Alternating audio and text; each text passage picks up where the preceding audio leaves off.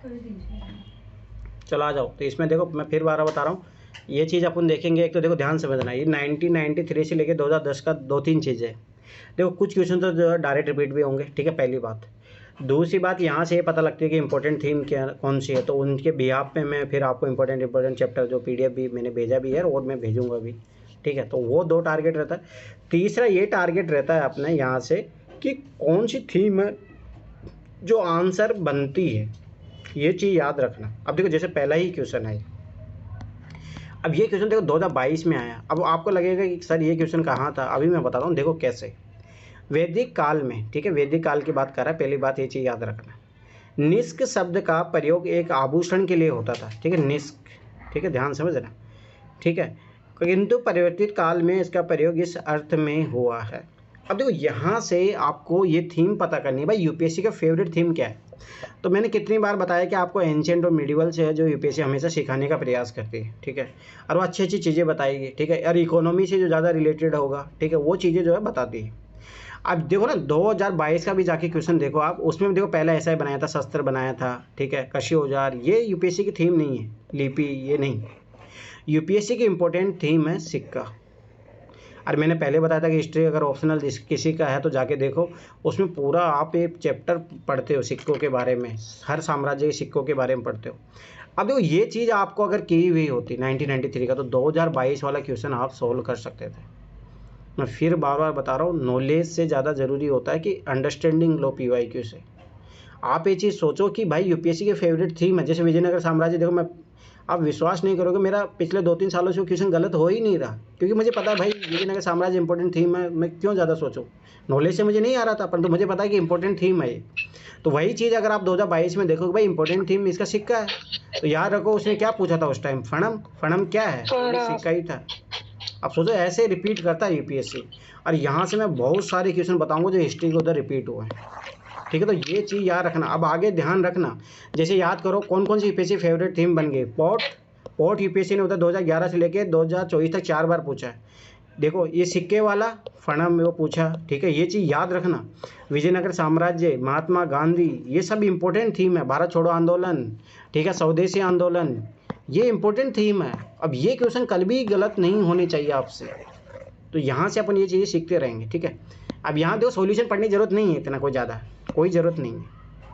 यहाँ बस इस क्वेश्चन से अपने को, ये क्वेश्चन को बस ये याद रखना कि यूपीएससी की फेवरेट थीम क्या है, बस ये चीज़ याद रखना। अब देखो मैं पहले बताया हूँ, वेरी वेरी इंपॉर्टेंट, बौद्धिज्म जैनिज्म बहुत इंपॉर्टेंट है। हर साल क्वेश्चन उधर कितने क्वेश्चन अपन ने किए हैं, लगभग 10-12 क्वेश्चन आए हैं, ज़्यादा ही आए हैं इससे। तो बौद्धिज्म जैनिज्म जो है जहाँ से पढ़ने को मिल जाए भाई अच्छे से पढ़ लेना इसको। मैं कुछ कुछ नोट्स भेजा भी हूँ आप लोगों को और भेज दूँगा, पर ये तो भाई आपको एकदम रट्टा हुआ होना चाहिए इनके बारे में। तो कहीं पे भी अपन देखो 1993 से लेके 2024 तक पीवाईक्यू में जो मिला हुआ है अपने को, वो तो एकदम रटा हुआ होना चाहिए अपने को। इसके अलावा जो आपके पास जो भी है एनसीईआरटी में दिया है, ओल्ड एनसीईआरटी में दिया है, वो अच्छे से रट लो, वो एकदम आपको रटा हुआ होना चाहिए। अब देखो ये क्वेश्चन कभी गलत नहीं होने चाहिए। अब देखो बौद्ध धर्म की महायान शाखा, तो मैंने बताया भी था इसके बारे में, जो बुद्ध को मूर्ति पूजा करने लग गए थे, भगवान का अवतार मानने लग गए थे। अब देखो वहाँ पे भी अभी यूपीएससी में यही बार बार पूछ रहा महायान शाक्य के बारे में।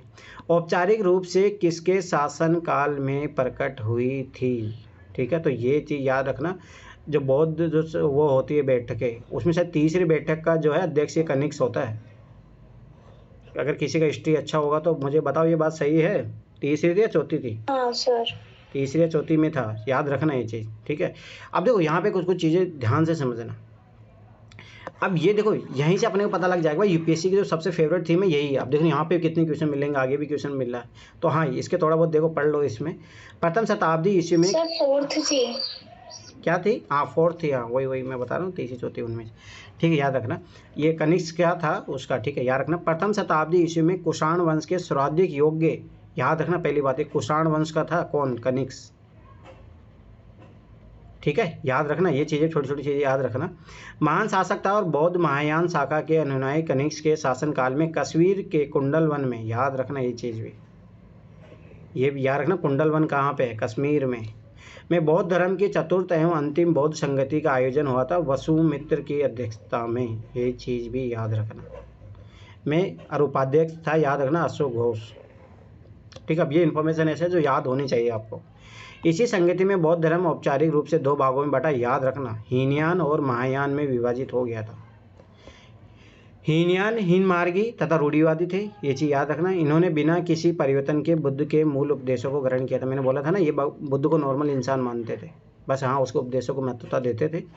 महायानी उत्कृष्ट मार्गी थे तथा सुधारवादी थे। उन्होंने बुद्ध को अवतार मानकर उनकी मूर्ति पूजा प्रारंभ कर दी। देखो यूपीएससी ने कितनी बार यही चीज़ आगे जाके पूछी है। इस समय तिब्बत, चीन, कोरिया, मंगोलिया व जापान में महायानी है तथा लंका, बर्मा, जावा आदि देशों में हीनयानी फैले। हीनयान के 2 संप्रदाय। अब देखो यहाँ से यूपीएससी ने क्वेश्चन पूछा, याद आया 2019 या 20 का क्वेश्चन था। वेबासिक और सौत्रांतिक, याद रखना, यही यूपीएससी ने क्वेश्चन ये पूछा था ये।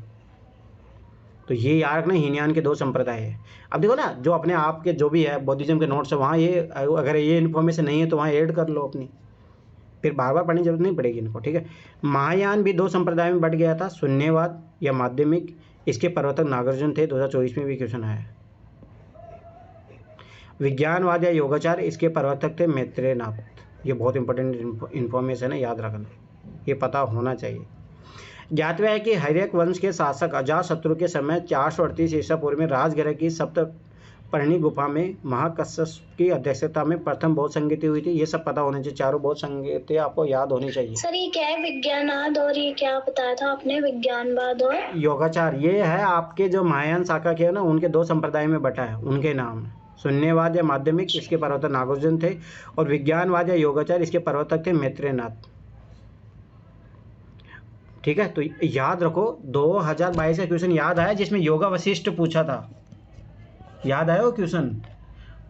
तो देखो यहाँ से ये भी पता लगा सकते हो, ये तो महायान शाखा का बुद्धिज्म से है योगाचार। योगाचार मतलब उसमें भी योगा वशिष्ठ था, याद आया 2022 वाला क्वेश्चन? अरे जिसमें जैन ग्रंथ पूछे थे, योग वशिष्ठ जैन का था। अरे नहीं, 2022 में जो उसका नहीं, अकबर ने जो करवाया था ट्रांसलेट, योगा वशिष्ठ था ना उसका नाम, उसका वो नाम। पर ध्यान देखना कि वहाँ पे भी ऐसा कुछ नाम था। चलो ठीक है, कोई नहीं, योगा वशिष्ठ उसका नाम, जो भी है देखना एक बार, 2022 वाला उसमें है। चलो ठीक, कोई नहीं। प्रथम बौद्ध संगति शिशुनाग वंशी शासक काला अशोक के समय 383 ईस्वी में वैशाली में महाकच्छान की अध्यक्षता में द्वितीय बुद्ध संगति। याद रखना ये काला अशोक है, ठीक है, अशोक मत समझ लेना इसको। तथा मौर्य वंश के महान शासक अशोक के समय 251 ईस्वी में पाटलिपुत्र में मोगली पुत्र तीस की अध्यक्षता में तृतीय बौद्ध संगति के आयोजन किया गया था। तो यहाँ से याद रखना कि बौद्धिज्म की जो वो थे दिग्नाग, आर्यदेवा और नाथ मुनि। 2022 में जो बुद्धिस्ट स्कॉलर पूछा था कि वो उसका जो वो था ट्रांसलेट किसने कराया था, वो वाला योगा वशिष्ठ। अरे मैंने जो अकबर वाला आंसर बताया था 2022 वाला, योगा वशिष्ठ था उसका नाम, ठीक है, वो वाला क्वेश्चन। और एक और क्वेश्चन उधर भी है, ठीक है, वो ध्यान से देखना। हाँ मिल गया योगा वशिष्ठ। हाँ translated into Persian by Nizamuddin Panipati. तो वो अकबर शासन काल में हुआ था, ठीक है। आगे देखो, जैन धर्म में पूर्ण ज्ञान के लिए क्या शब्द है? अब एक चीज़ याद रखना, अब जैनिज्म इंपॉर्टेंट है, बस यहाँ से थीम पकड़ो। और पूर्ण ज्ञान तो ऐसे याद रखना, उसमें कैवल्य की बात होती है। अब ये तो अगर आप पढ़ोगे जैनिज्म, उसके बारे में जिन विन का नहीं, न रतन निर्वाण, ये कुछ भी नहीं।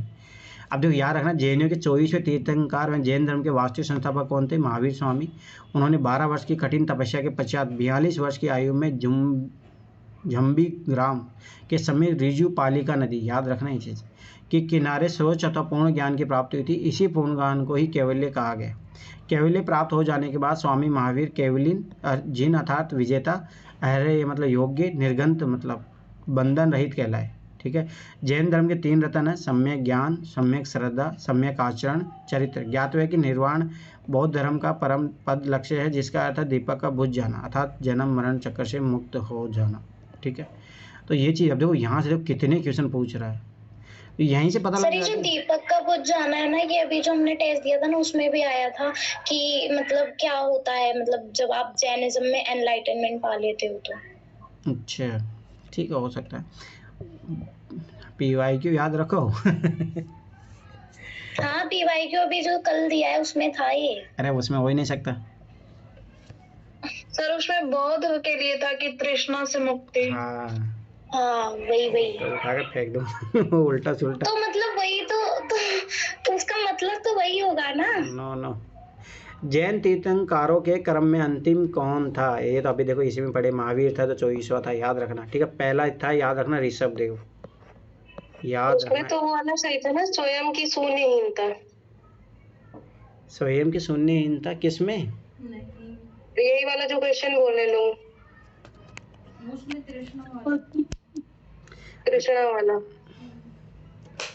अरे तुम जाके देखो भाई, तुम लोग कहाँ उलझे हुए। उसका तो आंसर ये था सर कि तृष्णा से मुक्ति। हाँ, बौद्धिज्म का है वो, ये भी याद रखना।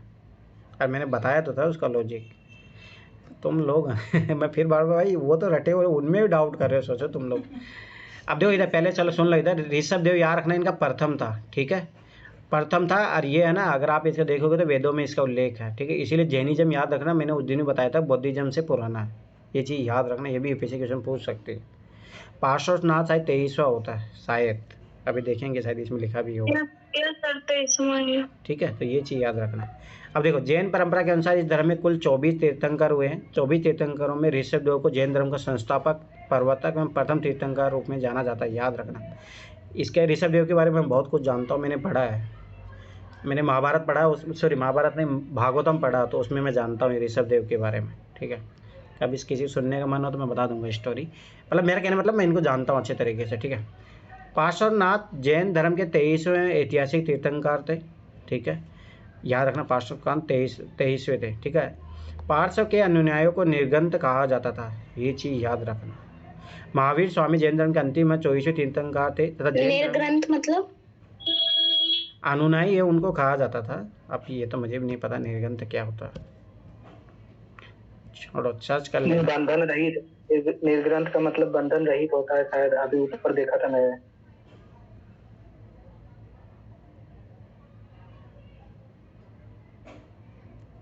हाँ सही है, देखो अमित की। अमेजिंग, तालियां। चलो ठीक है, जैन धर्म के वास्तविक संस्थापक थे स्वामी महावीर का जन्म वैशाली नगर के कुंडग्राम, जो बज्जी शंकर गणराज्य था, ये छोटी छोटी चीज़ें याद रखना, कि ग्रहतक कुल के प्रधान सिद्धार्थ के यहाँ 599 ईस्वी में हुआ था। अब देखो, सिद्धार्थ बौद्ध का भी नाम था, इसके पिता का भी नाम था ठीक है, इनकी माता त्रिशला थी तथा वेद तथा वैशाली की लिच्छवी कुल के प्रमुख चेटक की बहन थी तथा पत्नी यशोदा थी, जिसने प्रियदर्शना नामक पुत्री को जन्म हुआ। ठीक है, ये चीज़ याद रखना, छोटी मोटी चीज़ें। स्वामी महावीर को 12 वर्ष की तपस्या के बाद 42 वर्ष की अवस्था में जुम्बी ग्राम के समीप रिजु पालिका नदी के किनारे साल के 1 वर्ष के नीचे कैवल्य सर्वोच्च ज्ञान की प्राप्ति हुई थी।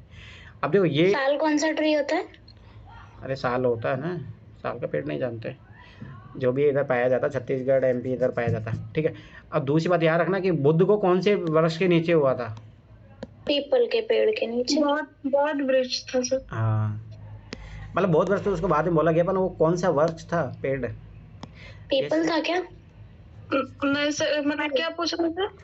पेड़ कौन सा था वो? जैसे ये साल का पेड़ था ना, तो वो बुद्ध को जहाँ पे ज्ञान मिला था, वो कौन सा पेड़ था? पीपल का वृक्ष था। पीपल बोले तो जा रही हूँ मैं, पीपल। चलो ठीक है, याद रखना। चलो इधर देखो, ये देखो 2015 का question, direct line to line, एक भी क्वेश्चन इधर। अब देखो ना, मैं बहुत सारे क्वेश्चन बताऊंगा तो डायरेक्ट उधर पूछे। अब देखो, एक लाइन टू कुछ भी चेंज नहीं किया है इसमें। अशोक के शिलालेखों को सर्वप्रथम किसने पढ़ा था, बस वहाँ पे ये था। अगर इंग्लिश देखोगे तो एक ही है, पर हिंदी में उन्होंने बोल दिया था कि किसने विस्थापित किया था इस टाइप से, जेम्स विंसेंट। याद आया क्वेश्चन 2015 का? सोचो कैसे यूपीएससी क्वेश्चन पूछती है। ठीक है, तो याद रखना, अशोक के शिलालेख सर्वप्रथम 1837 में जेम्स विंसेंट ने पढ़ा था, बस इतना याद रखो, कोई ज़रूरत नहीं। चाणक्य आप जानते हो कौन था? ठीक है, चाणक्य आपका वही है कौटिल्य, जिसको चाणक्य को याद रखना कौटिल्य भी कहा जाता है, याद रखना ये चीज़। इसके 2-3 नाम है, इसी को विष्णुगुप्त भी कहा जाता है, याद रखना इसका।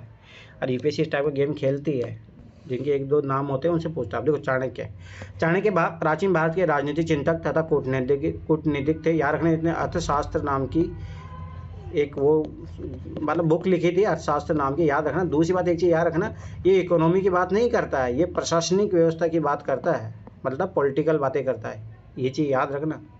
अर्थशास्त्र समझ के उसको अर्थशास्त्र मत समझ लेना, इकोनॉमी के बारे में बात कर रहे हैं, ठीक है। चाणक्य को विष्णुगुप्त व कौटिल्य आदि अन्य नामों से भी जाना जाता है। ज्ञातव्य है कि चाणक्य ने 322 ईसा पूर्व में चंद्रगुप्त मौर्य की सहायता से मगध के शिशुनाग वंश का, याद रखना, कि अंतिम शासक घनानंद की हत्या करके भारत में मौर्य वंश की स्थापना का महत्वपूर्ण कार्य संपन्न किया था। मौर्य प्रशासन के अंतर्गत ही सर्वप्रथम भारत का राजनीतिक एकीकरण हुआ। उल्लेखनीय है कि चाणक्य ने चंद्रगुप्त मौर्य तथा बिंदुसार के राज्य शासन का संचालन किया, तो ये चीज़ याद रखना, तथा प्रधानमंत्री पद पर कार्य किया। कौटिल्य द्वारा रचित अर्थशास्त्र नामक ग्रंथ भारत का प्रथम राजनीतिक ग्रंथ है, याद रखना ये चीज़, न कि इकोनॉमी ग्रंथ है। लगभग 6000 श्लोकों वाले इस ग्रंथ में अर्थशास्त्र में मौर्यकालीन इतिहास में राजनीति की महत्वपूर्ण जानकारी प्राप्त होती है। अर्थशास्त्र महत्वपूर्ण विधि ग्रंथ है जो 15 अधिकरणों खंडों में विभाजित है, जिसमें द्वितीय और तृतीय खंड के सर्वाधिक प्राचीन है। विशाख दत्त ने मुद्दा राक्षस, देखो ये यूपीएससी ने आगे जाके क्वेश्चन पूछा, तथा राजशेखर ने कुपर मंजरी नामक ग्रंथ की भी रचना की है, तो ये चीज़ें याद रखना। अब देखो यहाँ से ना छोटी छोटी इन्फॉर्मेशन है ना, आप लिखते लेके चलो साथ साथ। विशाख दत्त, सर एक बार लिख लेने दो ना, 1 मिनट। तो ये चीज़ याद रखना कि अब वो जो क्योंकि यूपीएससी इंपॉर्टेंट बुक पूछती है, तो ये साथ के साथ लिखते चलो, जहाँ पे आपको पीवाईक्यू से इन्फॉर्मेशन जो मिलती जा रही है। अब देखो ये यूपीएससी कितनी बार पूछता है। अब देखो यहाँ से पीछे क्वेश्चन करने कौन कौन से अपने को इंपॉर्टेंट थीम पता चली। पहली सिक्का चली, दूसरी जैनिज्म और बौद्धिज्म, वहाँ से यूपीएससी बार बार पूछ रहा है। दूसरा मौर्य साम्राज्य, यहाँ से यूपीएससी बार बार पूछता है। मौर्य साम्राज्य में अशोक भी आएगा। अब देखो गुप्त काल में गुप्तोत्तर काल का वर्धन वंश। अब याद रखना, देखो शैलकर्त गुफाएं यूपीएससी की फेवरेट थीम है, वेरी वेरी इंपॉर्टेंट थीम। कितनी बार यूपीएससी ने कम से कम उधर 2011 से 2024 तक देखो कम से कम 10 क्वेश्चन पूछे हैं। अब देखो कल वाले पेपर में भी था ये। हाँ, तो वो तो है ही, होगा ही ना। अब देखो ये चीज़ याद रखना कि भाई शैलकर्त गुफाएं तो मैंने बताया था जो पहाड़ों को काट कर बनाई जाती है, ठीक है, ये चीज़ याद रखना। अब देखो एलोरा तो है, अजंता भी है, ठीक है, परंतु नासिक का नहीं पता अपने को। जुम्बार कल्याण इसका भी पित्तलखोर का नहीं पता, अजंता का पता है। भाजा भी है, यहाँ रखना। कौन सा यहाँ पे वो है ना, अरे कार्ले का चैत्य, मतलब भाजा किस लिए फेमस है, अरे है यहाँ पे बहुत बड़ा चैत्य घर है, पूजा है वो, मतलब बौद्धिज्म का पूजा स्थल है भाजा में, ठीक है। तो ये चीज़ याद रखना, ये आंसर है। तो कोडेन ये भी याद रखना। अब देखो पश्चिमी भारत में, अच्छा पश्चिमी भारत भी बोला है क्या, अच्छा ये इसीलिए आंसर पश्चिमी भारत, नासिक शायद इधर आ जाएगा, इसीलिए जो भी है। पश्चिम भारत में प्राचीनतम शैलकर्त गुफाएं, याद रखना, चैत्य ग्रह या ग्रह गुहा मंदिर है। महाराष्ट्र के अजंता भाजा कोडेन में स्थित है। महाराष्ट्र के औरंगाबाद जिले में स्थित अजंता से प्राप्त कुल 29 गुफाओं में से 6 गुफाएं, गुफा संख्या 9, 10 चैत्य ग्रह हैं, 8, 10, 12, 13, 15 विहार है। द्वितीय शताब्दी ईस्वी पूर्व से प्रथम शताब्दी ईस्वी के बीच वाकाटकों के समय, याद रखो मैंने करवाया भी था कि वाकाटकों के समय बनाया गया था इसको। गुफा संख्या 16, 17, 5वीं शताब्दी ईस्वी में गुप्तों के समय तथा गुफा संख्या 1, 2 गुप्तोत्तर काल में निर्मित की गई है। बौद्ध धर्म से संबंधित इन विश्व प्रसिद्ध गुफाओं में गुप्त काल की निर्मित गुफा संख्या 16 में उत्कीर्ण मरणासन राजकुमारी का चित्र तथा गुफा संख्या 17 में उत्कीर्ण माता और शिशु का चित्र कला की दृष्टि से सर्वोत्कृष्ट है। महाराष्ट्र के पुणे जिले में स्थित भाजा में द्वितीय शताब्दी ईस्वी पूर्व में निर्मित की गई 22 गुफाएं हैं, जिनमें चैत्य ग्रह, मैं बोल रहा था यहाँ फेमस है एक चैत्य विहार में स्तूप सम्मिलित है। इसके अतिरिक्त कोंडेन से भी प्रथम शताब्दी ईस्वी के प्रारंभ में निर्मित एक विशाल चैत्य ग्रह में 3 बौद्ध विहार मिलते हैं। ज्ञातव्य कि एलोरा औरंगाबाद महाराष्ट्र की शैलकर्त गुफाएं राष्ट्रकूटों के समय 7वीं से 9वीं शताब्दी के बीच बनाई गई थी। तो ये चीज़ भी याद रखना, अजंता पुरानी है, ये चीज़ भी याद रखना। जैन, बौद्ध व हिंदू तीनों धर्मों से संबंधित है, देखो ये क्वेश्चन भी बना था। जबकि पीतलखोरा औरंगाबाद महाराष्ट्र की गुफाएं द्वितीय शताब्दी ईस्वी में निर्मित मानी जाती है। अब देखो निम्नलिखित 4 ग्रंथों में से कौन सा विश्वकोशीय ग्रंथ है। विश्वकोशीय ग्रंथ किसको बोला जाता है, वृहद संहिता को। ये चीज़ याद रखना, बस इतना याद रखो। बनाना ये थोड़ा जरूर देख लेना, ये अमरकोश किसने लिखा, सिद्धांत शिरोमणि किसने लिखा, अष्टांग हृदय किसने लिखा, एक बार जरूर देख लेना, ठीक है। तो ये वृहद संहिता याद रखना। वृहद संहिता गुप्त काल में वराहमिहिर द्वारा, अब देखो यहाँ से ये चीज़ें करते चलो, क्योंकि अपने पता है यूपीएससी देखो आपकी बार 2-2 क्वेश्चन पूछा है, तो यहाँ से सब चीज़ें करते चलो साथ के साथ। निम्नलिखित में से किसका प्राचीन भारत के आयुर्वेद से संबंध नहीं है। अब देखो अपने पता सुश्रुत का भी है, चरक का भी है, भास्कराचार्य अपने को पता नहीं, तो खगोल विद्वान थे भाई, महान गणितज्ञ थे, खगोल विद्वान थे, ठीक है। धन्वंतरी भी थे, धन्वंतरी याद रखना, ये चीज़ मैं बताता हूँ धन्वंतरी के बारे में। ये मतलब मेडिसिन के जो है ना जन्मदाता है धन्वंतरी, मेडिसिन जो आप दवाई लेते हो उसके। मेडिसिन या आयुर्वेदिक, आयुर्वेदिक मतलब वही, मतलब दवाओं के मोस्टली जो है उसके। आयुर्वेद भी तो ठीक है। सन 1114 ईस्वी में जन्मे भास्कराचार्य भारत के महान गणितज्ञ व खगोल शास्त्री थे। याद रखना, यूपीएससी ने आगे जाके भी इस पे क्वेश्चन पूछा है।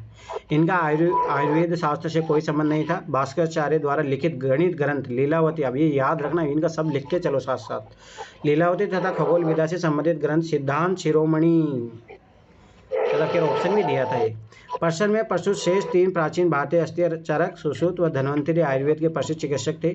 ईसा की प्रथम शताब्दी में कुषाण शासक कनिष्क के शासनकाल में जन्मे चरक। याद रखना, देखो ये भी यूपीएससी 2020 में, हाँ 20 में पूछा था, याद आया क्वेश्चन 2020 में। चरक को आधुनिक चिकित्सा विज्ञान का पिता कहा जाता था। इनकी प्रसिद्ध कृति चरक संहिता है। 4वीं शताब्दी में चंद्रगुप्त विक्रमादित्य के शासनकाल के प्रसिद्ध वेद धन्वंतरी का जन्म दिवस प्रतिवर्ष दीपावली के पूर्व धनतेरस के दिन मनाया जाता है। याद आया, धनतेरस इसलिए मनाते हैं। सुश्रुत द्वितीय सदी के प्रसिद्ध वेद थे। इन्होंने सुश्रुत संहिता नामक प्रसिद्ध शल्य चिकित्सा के ग्रंथ की रचना की थी। अब देखो ये भी क्वेश्चन बना है। म्यूट करो किसकी तरफ से है, जो म्यूट करो अपनी तरफ से। देखो मेरा मानना है कि देखो इसी पेपर से अपने को कितने क्वेश्चन मिल गए उधर, तो ये है भाई हिस्ट्री का तो खास तौर से हिस्ट्री पॉलिटी, अपने पॉलिटी में देखो कितने सारे क्वेश्चन मिले थे।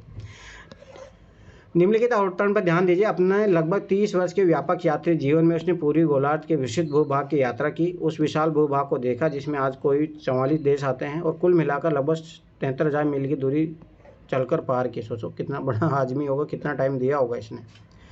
पूर्व आधुनिक काल का संसार का सबसे बड़ा वह यात्री कौन था जिसका वर्णन ऊपर के अवतरण में हुआ है? याद रखना, वो था इब्न बतूता।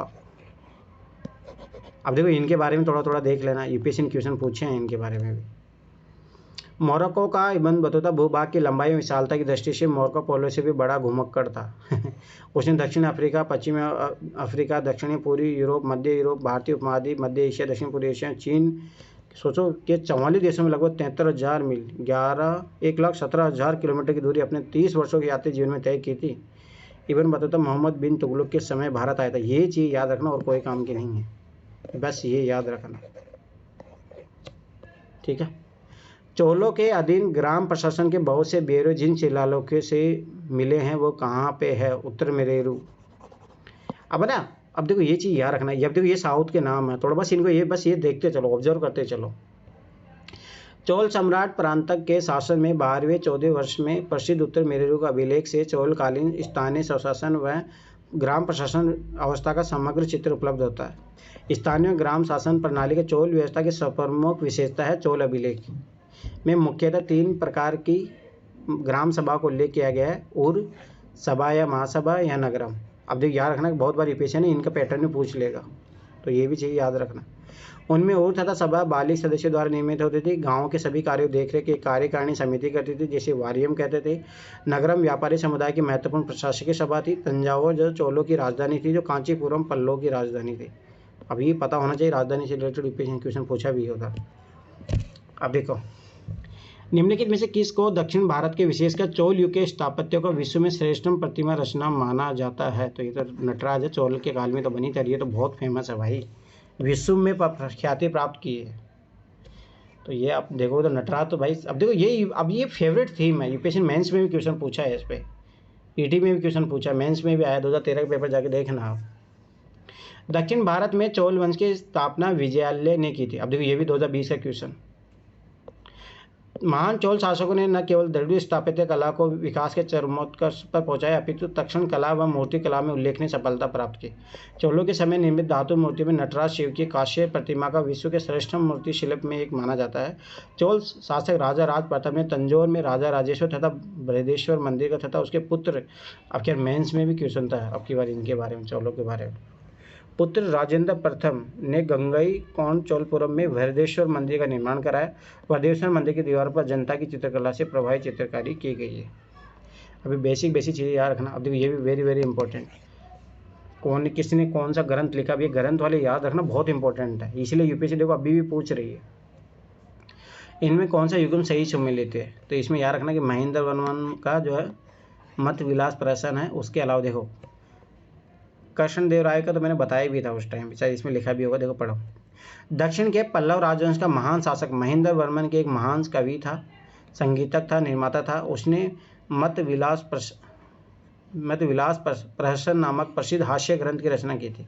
इस ग्रंथ में कापिलिकों एवं भिक्षुओं पर व्यंग किया गया था, जबकि मालवा के परमार शासक कविराज भोज ने समरांग सूत्रधार ठीक है, भास किसका आया था कि भास का आया था ना। स्थापत्य शास्त्र से संबंधित तथा आयुर्वेद सर्वस्व चिकित्सा शास्त्र से संबंधित पुस्तकों की रचना की है। कल्याणी के चालुक्य शासक सोमेश्वर तृतीय ने शिल्प शास्त्र के प्रसिद्ध ग्रंथ मानसोल्लास की तथा दक्षिण के हिंदू राज्य विजयनगर के तुल्लभ वंश के महान शासक तथा तेलुगु साहित्य के विद्वान कृष्णदेव राय ने तेलुगु भाषा में आमुक्तमाल्यद या विश्वस्वीय तथा संस्कृत भाषा में एक नाटक जाम्बवती कल्याणम की रचना की थी। अब ये सब लिख लेना। आंध्र पितामह व अभिनव भोज की उपाधियों से एक भूषित कृष्णदेव राय के दरबार में तेलुगु कविता के अष्ट दिग्गज 8 कवि रहते थे। ये मैंने बताया भी था उस टाइम। तो ये चीज़ देख रहे हो, यहीं से ये पता लग रहा है कि अपने को भाई किस टाइप, देखो ये पता है कि ग्रंथ किस टाइप से यूपीएससी 2 क्वेश्चन आपकी बारी पूछे, मैं फिर बताऊँ 2025 में भी आएंगे। अरे पीवाईक्यू से ही है जो है, यहाँ से वो ले रहा है कि भाई यूपीएससी कौन कौन सी क्वेश्चन पूछती है। निम्नलिखित में किसने भारत में प्रसिद्ध फारसी त्यौहार नौरोज को आरंभ करवाया? ये चीज़ याद रखना, बलबन था। ठीक है, मुमल्लुक वंश सुल्तानों में बलबन ने फारसी रीति रिवाज एवं परंपरा को अपनाया था। उसने फारसी परंपरा सिजदा एवं पेबो शुरू किया था। इसी क्रम में फारसी त्यौहार नवरोज मनाना आरंभ किया गया था।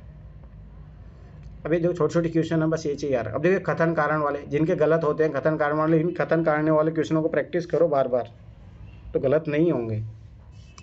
अब देखो फिर मैं एक चीज़ बताता हूँ, ध्यान से देखना। ये बोला पहला चीज़, बाबर ने बाबरनामा तुर्की में लिखा था। चलो ठीक है, क्या ये इसका एक्सप्लेनेशन कर रहा? तो ये आप पढ़ो क्योंकि, क्या क्योंकि का आंसर आपको मिला? क्योंकि तुर्की मुग़ल दरबार की राजबाधा थी। बस अब यही तो पढ़ना आपको। तुर्की वो पहली बात तो वो सही है ही नहीं, और गलत स्टेटमेंट है। तुर्की दरबार की राजभाषा थी ही नहीं वो। अगर ये चीज़ समझो आप, अगर ये इसका जवाब दे रहा है क्योंकि का, भाई इसने क्यों, बाबर ने बाबरनामा तुर्की में लिखा, क्यों लिखा तुर्की में? अगर इसका एक्सप्लेनेशन सही देता तब ये आता। और कभी क्या होता, दोनों स्टेटमेंट सही होते पर एक दूसरे को बिल्कुल भी एक्सप्लेन नहीं करते, तब भी आता है। तो ये चीज़ यार, यहाँ तो पहला सही है दूसरा गलत है, तो आपका सी आएगा। बाबरनामा अथवा तुझके बाबरी नामक आत्मकथा की रचना प्रथम मुगल बादशाह बाबर ने की थी। बाबर द्वारा यह ग्रंथ तुर्की भाषा में लिखा गया था। कालांतर में बादशाह अकबर महान के नवरत्न अब्दुल रहीम खान खाना के द्वारा बाबरनामा नाम से इसका अनुवाद फारसी भाषा में करवाया गया था। इस ग्रंथ से भारत के 1504 से 1529 तक राजनीतिक प्रशासक की स्थिति की जानकारी प्राप्त होती है। ध्यान कि मुगल शासकों की राजभाषा फारसी थी, ना कि तुर्की। यार आए तो जो इसलिए गलत है ये, तो सिंगल फैक्ट तो ऐसे गलत होते हैं, वो चीज़ भी याद रखना। निम्नलिखित में किस स्मारक को निर्माण शेर शाह ने करवाया था? तो यार रखना, दिल्ली का किला है कौना मस्जिद जो है इसने करवाया था। अब ये भी देख लेना भाई ये किसने करवाया है। अब ये साथ के साथ करते चलना, एक बार कर लो, इन पीवाईक्यू पे काम बहुत हेल्प मिलेगी। शेर शाह ने दिल्ली स्थित पुराना किला के अंदर किला एक कोहना नामक मस्जिद का निर्माण करवाया, 1545 ईस्वी में करवाया था। ये चीज़ याद रखना, देखो शेर शाह जो है उसको किसको हराता है? हुमायूं को। हुमायूं को तो हरवाता है। तो फिर यस सर। फिर 1555 में 1554 में जो है ये हार जाता है, हुमायूं जीत जाता है, पर फिर वो सीढ़ियों से मर जाता है। फिर उसके बाद में अकबर का शासनकाल शुरू होता है 1556 से लेके 1605 तक, 1605-1606 तक। इस मस्जिद के उज्ज्वल वास्तुकलात्मक गुणों के कारण उत्तर भारत की इमारतों में इसका उच्च स्थान दिया जाता है। जौनपुर की प्रसिद्ध अटाला मस्जिद का निर्माण 1408 ईस्वी में इब्राहिम शाह सरकी ने गौर की बड़ा सोना मस्जिद का निर्माण, ये देखो यहाँ दिया भी है, निर्माण बंगाल प्रांत के शासक नुसरत शाह ने तथा दिल्ली की कुव्वत उल इस्लाम मस्जिद का निर्माण भारत में तुर्की राज्य के संस्थापक कुतुबुद्दीन ऐबक ने करवाया था। अब चलो मैं एक चीज़ मैं बता दूँ, ध्यान समझना है चीज़ को। मिडीवल से मतलब वो क्वेश्चन जो मुगल शासन, इनसे है ना बहुत कम चांसेज अभी, मतलब इतने ज़्यादा क्वेश्चन नहीं पूछ लेगा, क्योंकि कारण है कि बीजेपी गवर्नमेंट है, ये चीज़ याद रखना। तो इतना कुछ ज़्यादा वो भी ज़रूरत नहीं है कि आप बिल्कुल डिटेल में जाके, ठीक अपन कर लो, इतना पीवाईक्यू पे कर लो अपन, ये चीज़ याद रखना। मुगल चित्रकला में अंग शेषपण का सिद्धांत अपनाया हुआ दिखाई देता है, जिसके निकट और दूर के व्यक्ति तथा पदार्थ एक ही परिप्रेक्ष्य में आ जाता है। ऐसा किसके प्रभाव के कारण हुआ था? तो याद रखना पुर्तगाली थे, जिनके कारण ये कला मुगल कला में आती है। अरे ये भी चीज़ सोचना, सबसे पहले कौन आए थे? मुगल काल में तो पुर्तगाली थे ना यहाँ पे। और जहांगीर के काल में कौन? सोचो जहांगीर जब चित्रकारी कर रहा था उस दौर में, देखो मैंने बोला था ना 2019 का क्वेश्चन है। मुगल शासक जहांगीर का काल मुगल चित्रकला के चरमोत्कर्ष का काल। अब देखो यहाँ से सोचो ये क्वेश्चन अगर आप कर लेते तो 2019 का क्वेश्चन नहीं कर लेते, जिसमें पूछा था। मुगलकालीन चित्रकला शैली फारसी, ईरानी, भारतीय तथा यूरोपीय चित्रकला शैलियों से प्रभावित थी। मुगल चित्र शैली में अंग शेषपण का सिद्धांत, जिसके अंतर्गत निकट व दूरस्थ व्यक्ति अहम पदार्थ एक ही परिप्रेक्ष्य में चित्रित किए जाते हैं, पुर्तगाली चित्र शैली का प्रभाव का परिणाम था। मुगल काल में यूरोपीय चित्रों के महत्वपूर्ण भागों को अपने चित्र में सजोने वाले महत्वपूर्ण चित्रकारों में बसावन, केशवदास, मिस्किन, दौलत, अबू हसन आदि मिस्किन यूरोपीय प्रभाव वाले चित्र बनाने वाले सर्वप्रमुख चित्रकार थे। अब ये चीज़ याद रखना कि बस अब देखो यहाँ से बस यूपीएससी ने देखो क्या उठाया कि भाई उस टाइम का जहांगीर के काल में, अब यही यूपीएससी क्वेश्चन पूछा, उधर डायरेक्ट रिपीट किया। अब देखो ये रेतवाड़ी बंदोबस्त, अब यहाँ से सोचो उधर 5 क्वेश्चन आए हैं, 5। तो मेरा मान दो इम्पोर्टेंट थीम आज भी वही चल रही है जो 1993 में थी, ये चीज़ समझो। अंग्रेजों ने रेतवाड़ी बंदोबस्त कहाँ लागू की थी? भाई रेतवाड़ी मतलब किसानों, मैंने क्या बोला था, ये कहाँ पे थे? स्थायी बंदोबस्त उधर किए थे, रेतवाड़ी वेस्ट जो है इंडिया में लागू किए थे। और मैंने बोला भी था उधर मद्रास प्रेसिडेंसी और बम्बई प्रेसिडेंसी में लागू किए थे। तो ये तो पता होना चाहिए। देखो यहाँ से देखो इसका थोड़ा एक्सप्लेनेशन पढ़ लेते तो 2017 का क्वेश्चन भी हो जाता। रेतवाड़ी भूमि कर व्यवस्था मद्रास, बम्बई और असम के अधिकांश भागों में लागू की गई थी। रेतवाड़ी व्यवस्था को सर्वप्रथम 1807 में कैप्टन रीड, अब देखो 2017 का क्वेश्चन, के प्रयासों में मद्रास के 12 महल जिले में लागू किया गया। थॉमस मुनरो ने उस समय मद्रास के गवर्नर थे। इस प्रकार रेतवाड़ी व्यवस्था का जन्म जाता थॉमस मुनरो व कर्नल रीड हो जाते हैं। और यही क्वेश्चन यूपीएससी ने 2017 में डायरेक्ट उठा के पूछा है। इस व्यवस्था में रेतों किसानों को भूमि का वास्तविक स्वामी मानते हुए किसानों से प्रत्यक्ष रूप से उपज का 55% से 66% का भू राजस्व कंपनी द्वारा वसूला गया। उल्लेखनीय कि रेतवाड़ी व्यवस्था के अंतर्गत ब्रिटिश भारत का 51% कुल प्रतिशत का सर्वाधिक हिस्सा था। गवर्नर लॉर्ड कॉर्नवालिस ने 1793 में बंगाल में, बिहार व उड़ीसा में स्थायी बंदोबस्त, इस्तेमारी बंदोबस्त नामक भू राजस्व व्यवस्था लागू की, जिसके अंतर्गत जमींदारों को भूमि का स्वामी मानकर से एक निश्चित दर से लगान वसूला जाने लगा। अब देखो ये क्वेश्चन कितनी बार, 2 से 3 बार क्वेश्चन पूछा गया। अब देखो ये फ़ायदा है। अब देखो यहाँ से बहुत सारे क्वेश्चन मिलेंगे आपको। देखो अगला, पिछड़े वर्गों का उत्थान किसके मुख्य कार्यक्रम? मुझे बताओ, सत्यशोधक समाज। ये भी यूपीएससी ने उधर पूछा, डायरेक्ट रिपीट किया है। भाई पिछड़े प्रार्थना समाज, ये सब आर्य समाज याद रखना, हाई क्लास सोसाइटी के लिए है। महाराष्ट्र के समाज सुधारक ज्योतिबा फुले ने निम्न जातियों के पिछड़े वर्गों के उत्थान के लिए सन 1873 ईस्वी में सत्यशोधक समाज की स्थापना की। ये भी यूपीएससी ने क्वेश्चन पूछा। ज्योतिबा फुले ने गुलामगिरी, याद रखना ये चीज़, इन्हीं के द्वारा लिखी गई है। सार्वजनिक सत्य धर्म नामक पुस्तकों की रचना की थी। ये भी याद रखना, ये तो सब जानते हैं पर ये याद रखना। इन पुस्तकों में ज्योतिबा फुले ने निम्न जातियों के पाखंडी ब्राह्मणों एवं उनके अवसरवादी धर्मग्रंथों से सुरक्षा दिलाने की आवश्यकता पर जोर दिया। प्रार्थना समाज की स्थापना, अभी ये याद रखना कौन इसके संस्थापक थे। प्रार्थना समाज की स्थापना महादेव गोविंद रनाडे तथा आत्माराम पांडुरंग द्वारा 1867 में बम्बई में की गई थी। अरे इसमें ना उसका बहुत महत्वपूर्ण योगदान रहता है जो ब्रह्म समाज का था। केशवानंद था, क्या नाम था उसका? अरे इसके बाद में कौन संभालता है? राजा रोमन राय के बाद में कौन संभालता ब्रह्म समाज को, बताइए? तो उसका योगदान रहता है इसका बनाने में। आर्य समाज की स्थापना दयानंद सरस्वती द्वारा 1875 में मुंबई में की गई थी, जबकि रामकृष्ण मिशन की स्थापना स्वामी विवेकानंद, बचपन का नाम नरेंद्र नाथ के द्वारा 1897 में बेलूरी कलकत्ता में की गई थी। ये याद रखना, ये बेलूरी कलकत्ता में है। ज्ञात सुभाष चंद्र बोस ने विवेकानंद को आधुनिक राष्ट्रीय आंदोलन का आध्यात्मिक पिता कहा था। पीसीएस में बहुत बार क्वेश्चन पूछा गया है ये याद रखना, बस इतना सा बस। अब देखिए ये 2018 का क्वेश्चन डायरेक्ट, भारत में आधुनिक शिक्षा प्रणाली की नींव किससे पड़ी थी? मैंने बताया भी था उस टाइम आंग्ल प्राच्य विवाद होता है, तो याद रखना 1835 का मैकाले के मिनट, ठीक है? तो इसके द्वारा अभी दो, हाँ बोलो। सर 1813 का एक्ट आया था तो उसमें मिशनरी के लिए हो गया था और 1 लाख जो देने की बात जब 13 में हुआ था तो नींव तो 13 से ही पड़ गया था। शिक्षा प्रणाली, एजुकेशन सिस्टम, भाई भारत में हिंदी पढ़ाया जाए, इंग्लिश पढ़ाया जाए, मतलब आप प्राचीन चीज़ें पढ़ाई जाए, नई चीज़ें पढ़ाई जाए, तो ये है ना नींव तो यहाँ से पड़ी ना। और याद करो मैंने कल जब 2018 क्वेश्चन करवाया था तब मैंने बताया भी था कि 1813 में उन्होंने बस ओनली प्रोविजन किया था। फिर याद करो एक कमेटी भी बनी थी, मैंने उसका नाम भी बताया था, उसमें था 2018 के पेपर में जाके देखना, वुड डिस्पैच नहीं वो डिस्पैच से पहले भी थे एक, जाके देखो उस ऑप्शन में 2018 का में, तो उसमें था कि जनरल इंस्ट्रक्शन करके था, हाँ ये था उसका नाम जनरल इंस्ट्रक्शन। तो उसमें ये डिवाइड किया गया था कि भाई ये 1 लाख रुपए का आप क्या क्या यूज करोगे, तो उसमें कहाँ पे नींव पड़ी बताओ। फिर 1835 में जो होती है ये आंग्ल प्राच्य विवाद, मैंने बोला भी था उसमें, तो उसमें फिर ये जो मैंने बोला था मैकाले बोलता है कि एक आलमारी की जो है अंग्रेज मतलब पश्चिम की जो एक आलमारी है यहाँ के पूरे साहित्य जो है धार्मिक ग्रंथ है उनसे ज़्यादा महत्वपूर्ण है। तो वहाँ से पड़ती है ना फिर कि अंग्रेजी में शिक्षा दी जानी चाहिए। दूसरी बात जो है, शिक्षा का जो प्रारूप होना चाहिए प्राचीन ग्रंथों की जगह आधुनिक शिक्षा होनी चाहिए। तो ये चीज़ याद रखना। अब देखो दूसरी बात अपने यहाँ से ये भी पता लग रहा है ये सब एजुकेशन से रिलेटेड है। अब देखो यूपीएससी ने ये सब डायरेक्ट पूछ भी लिया था उधर, ये पूछा था रेको 1823 का था।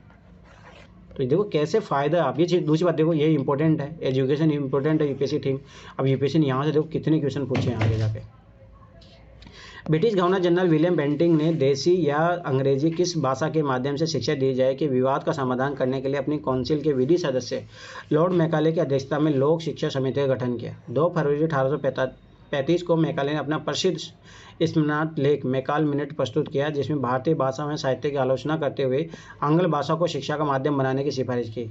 अब जो याद आया, गवर्नर जनरल विलियम बेंटिंग ने मार्च 1835 में मैकाले के प्रस्ताव को अस्वीकार करते हुए अंग्रेजी को शिक्षा का माध्यम बनाकर भारत में आधुनिक पाश्चात्य शिक्षा प्रणाली की नींव डाली।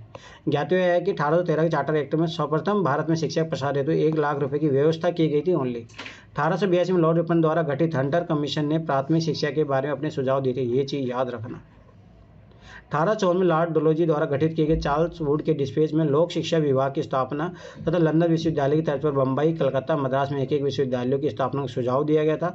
चार्ल्स वुड के डिस्पेच को भारतीय शिक्षा का मैग्ना कार्टा कहा जाता है। ये भी यूपीएससी ने आगे जाके क्वेश्चन पूछा है, इस पर एक सेपरेट क्वेश्चन भी बनाया 2018 में। तो देखो यहाँ से पता लग रहा है कि भाई कौन सी चीज़ें इंपॉर्टेंट है। आगे देखो, नीचे की सूची के 4 राजनीतिक दलों में किसकी स्थापना सबसे अंत में हुई थी।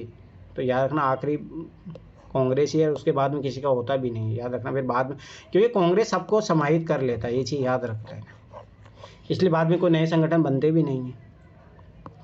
ठीक है, देखो श्रमिक दल तथा अनुदार दल ब्रिटेन की प्रमुख राजनीतिक पार्टियाँ है, कंजर्वेटिव पार्टी और लेबर पार्टी। ये तो ये बात सही है, तो ये तो बहुत पहले हो गए होंगे ना। दोनों पार्टी आरंभिक हिग तथा टोरी नामक राजनीतिक पार्टी के ही संगठित और आधुनिक रूप है। ब्रिटेन में कंजर्वेटिव पार्टी की स्थापना 1834 में हुई थी और डेमोक्रेटिक और रिपब्लिकन पार्टी अमेरिका की 2 प्रमुख पार्टी है, ये याद रखना। देखो है ना, 2 पार्टी सिस्टम चलता है, अमेरिका हो और इधर ब्रिटेन में। भारत में देखो कितनी पार्टी है। अमेरिका संविधान निर्माता राजनीतिक दलों के अस्तित्व के विरुद्ध है, किंतु अमेरिकी संविधान के लागू होने 1789 ईस्वी के पश्चात 19वीं शताब्दी के प्रारंभ में रिपब्लिक एवं डेमोक्रेटिक पार्टी की स्थापना हुई। कालक्रम की दृष्टि से भारत राष्ट्रीय कांग्रेस की स्थापना कंजर्वेटिव पार्टी इंग्लैंड तथा रिपब्लिकन 1854 और डेमोक्रेटिक पार्टी यूएसए के पश्चात हुई है। भारतीय राष्ट्रीय कांग्रेस की स्थापना दिसंबर 1885 में अवकाश प्राप्त अंग्रेज अधिकारी ए.ओ. होम ने बम्बई में की थी। अब इससे आगे कितने क्वेश्चन बने हैं, किसका प्रथम अध्यक्ष कौन था, मुस्लिम अध्यक्ष कौन था, महिला अध्यक्ष कौन थे, कितने क्वेश्चन बने हैं। भारत में जिस प्रथम राजनीतिक संगठन की स्थापना 1838 में हुई थी उसका नाम था जमींदार एसोसिएशन। सबसे पहला संगठन याद रखना। सन 1938 में कलकत्ता में स्थापित लैंड होल्डर सोसाइटी या जमींदार एसोसिएशन भारत की प्रथम राजनीतिक संस्था थी। अरे 1838 है, ये देखो गलत लिखा, थोड़ा ध्यान देना ये चीज़, तभी तो मैं देखो ऐसे कैसे तो जो द्वारकानाथ टैगोर के प्रयासों से स्थापित की गई थी। संस्था का उद्देश्य जमींदारों के हितों की सुरक्षा करना था। इस संस्था के अन्य प्रमुख नेता प्रसन्न कुमार ठाकुर तथा राधाकांत देव थे। बंगाल ब्रिटिश सोसाइटी की स्थापना 1843 में द्वारकानाथ टैगोर के ही प्रयासों से कलकत्ता में की गई थी, जबकि ब्रिटिश इंडिया सोसाइटी की स्थापना 28 अक्टूबर 1851 को कलकत्ता में राजेंद्र लाल मित्र, राधाकांत देव, अब देखो ये यूपीएससी ने आगे भी जाके क्वेश्चन पूछा है, देवेंद्रनाथ टैगोर तथा हरिश्चंद्र मुखर्जी आदि के द्वारा की गई थी। अब यहाँ से एटलीस्ट जो संस्था दी है ना उन्हीं पे काम कर लेना, उसी से हो जाएगा कल्याण। अब जो खिलाफत आंदोलन का मुख्य उद्देश्य, और मैंने बताया था, वो स्टोरी सुनाया था। खिलाफत आंदोलन के क्या था, तुर्की साम्राज्य में जो वहाँ का वो था राजा था, उसको हटाया जा रहा था, धार्मिक जो लीडर खलीफा, हाँ वहाँ का खलीफा, उसको हटाया जा रहा था। फिर गांधी जी इसका यूज करते हैं उस टाइम। भारत के मुसलमानों में ब्रिटिश विरोधी भावना उत्पन्न करना, तो खिलाफत आंदोलन तो यही तो था, उद्देश्य था कि मुसलमानों को भी जोड़ दिया जाए स्वतंत्र आंदोलन से। गांधी जी यही तो चाह रहा था, पर यही उल्टा हो गया। मुस्लिम समाज का सुधार का, अरे नहीं यही तो गलती थी कि कांग्रेस मुस्लिम समाज का लिए कोई वो लेके ही नहीं है, इसीलिए मुस्लिम लोग है ना धीरे धीरे जिन्ना की तरफ चले गए। ये हकीकत बात है, याद रखना। कांग्रेस का भी बहुत बड़ा योगदान है भारत को विभाजन कराने में, ना कि जिन्ना का ही था। ठीक है, तो ये गलत है, दूसरा जैसे ही काटोगे आप, पहला सही है, आंसर आ गया। देखो, पृथक निवासक मंडल की मांग और खिलाफत का रक्षण, अरे नहीं ये तो यार का 1919 एक्ट में दे दिया गया था, मुस्लिमों को तो 1909 में ही दे दिया गया था। तो ये तो ऐसे गलत है। अरे ये क्यों उसके खिलाफ विरोध करेंगे? ऑटोमन साम्राज्य की रक्षा और खिलाफत का रक्षण, हाँ ये हुई ना ऑटोमन, तो ये दोनों चीज़ है। एक चीज़ नोटिस करना, देखो ये है ना, ये चीज़ है कांग्रेस का, ये है मतलब जो मुस्लिम जो उस टाइम मेन मुद्दा था, ये कांग्रेस ने इसको राजनीतिक मुद्दा बना दिया था। इसीलिए गांधी से बहुत सारे लोग, जिन्ना भी उस टाइम विरोध करता है गांधी का कि आप गलत कर रहे हो, ये कि आप राजनीति मतलब धर्म को इन्वॉल्व कर रहे हो राजनीति के साथ, और वही सबसे बड़ी दिक्कत हुई। तो ये चीज़ याद रखना, गांधी जी का भूल था वो। प्रथम विश्व युद्ध 1914 से 1918 के समय भारतीय मुसलमानों ने ब्रिटिश सरकार को इस शर्त पर समर्थन दिया था कि वे तुर्की के ऑटोनोमस साम्राज्य, जिसके सुल्तान को वे इस्लाम का खलीफा मानते थे, कोई नुकसान नहीं पहुंचा जाएगा।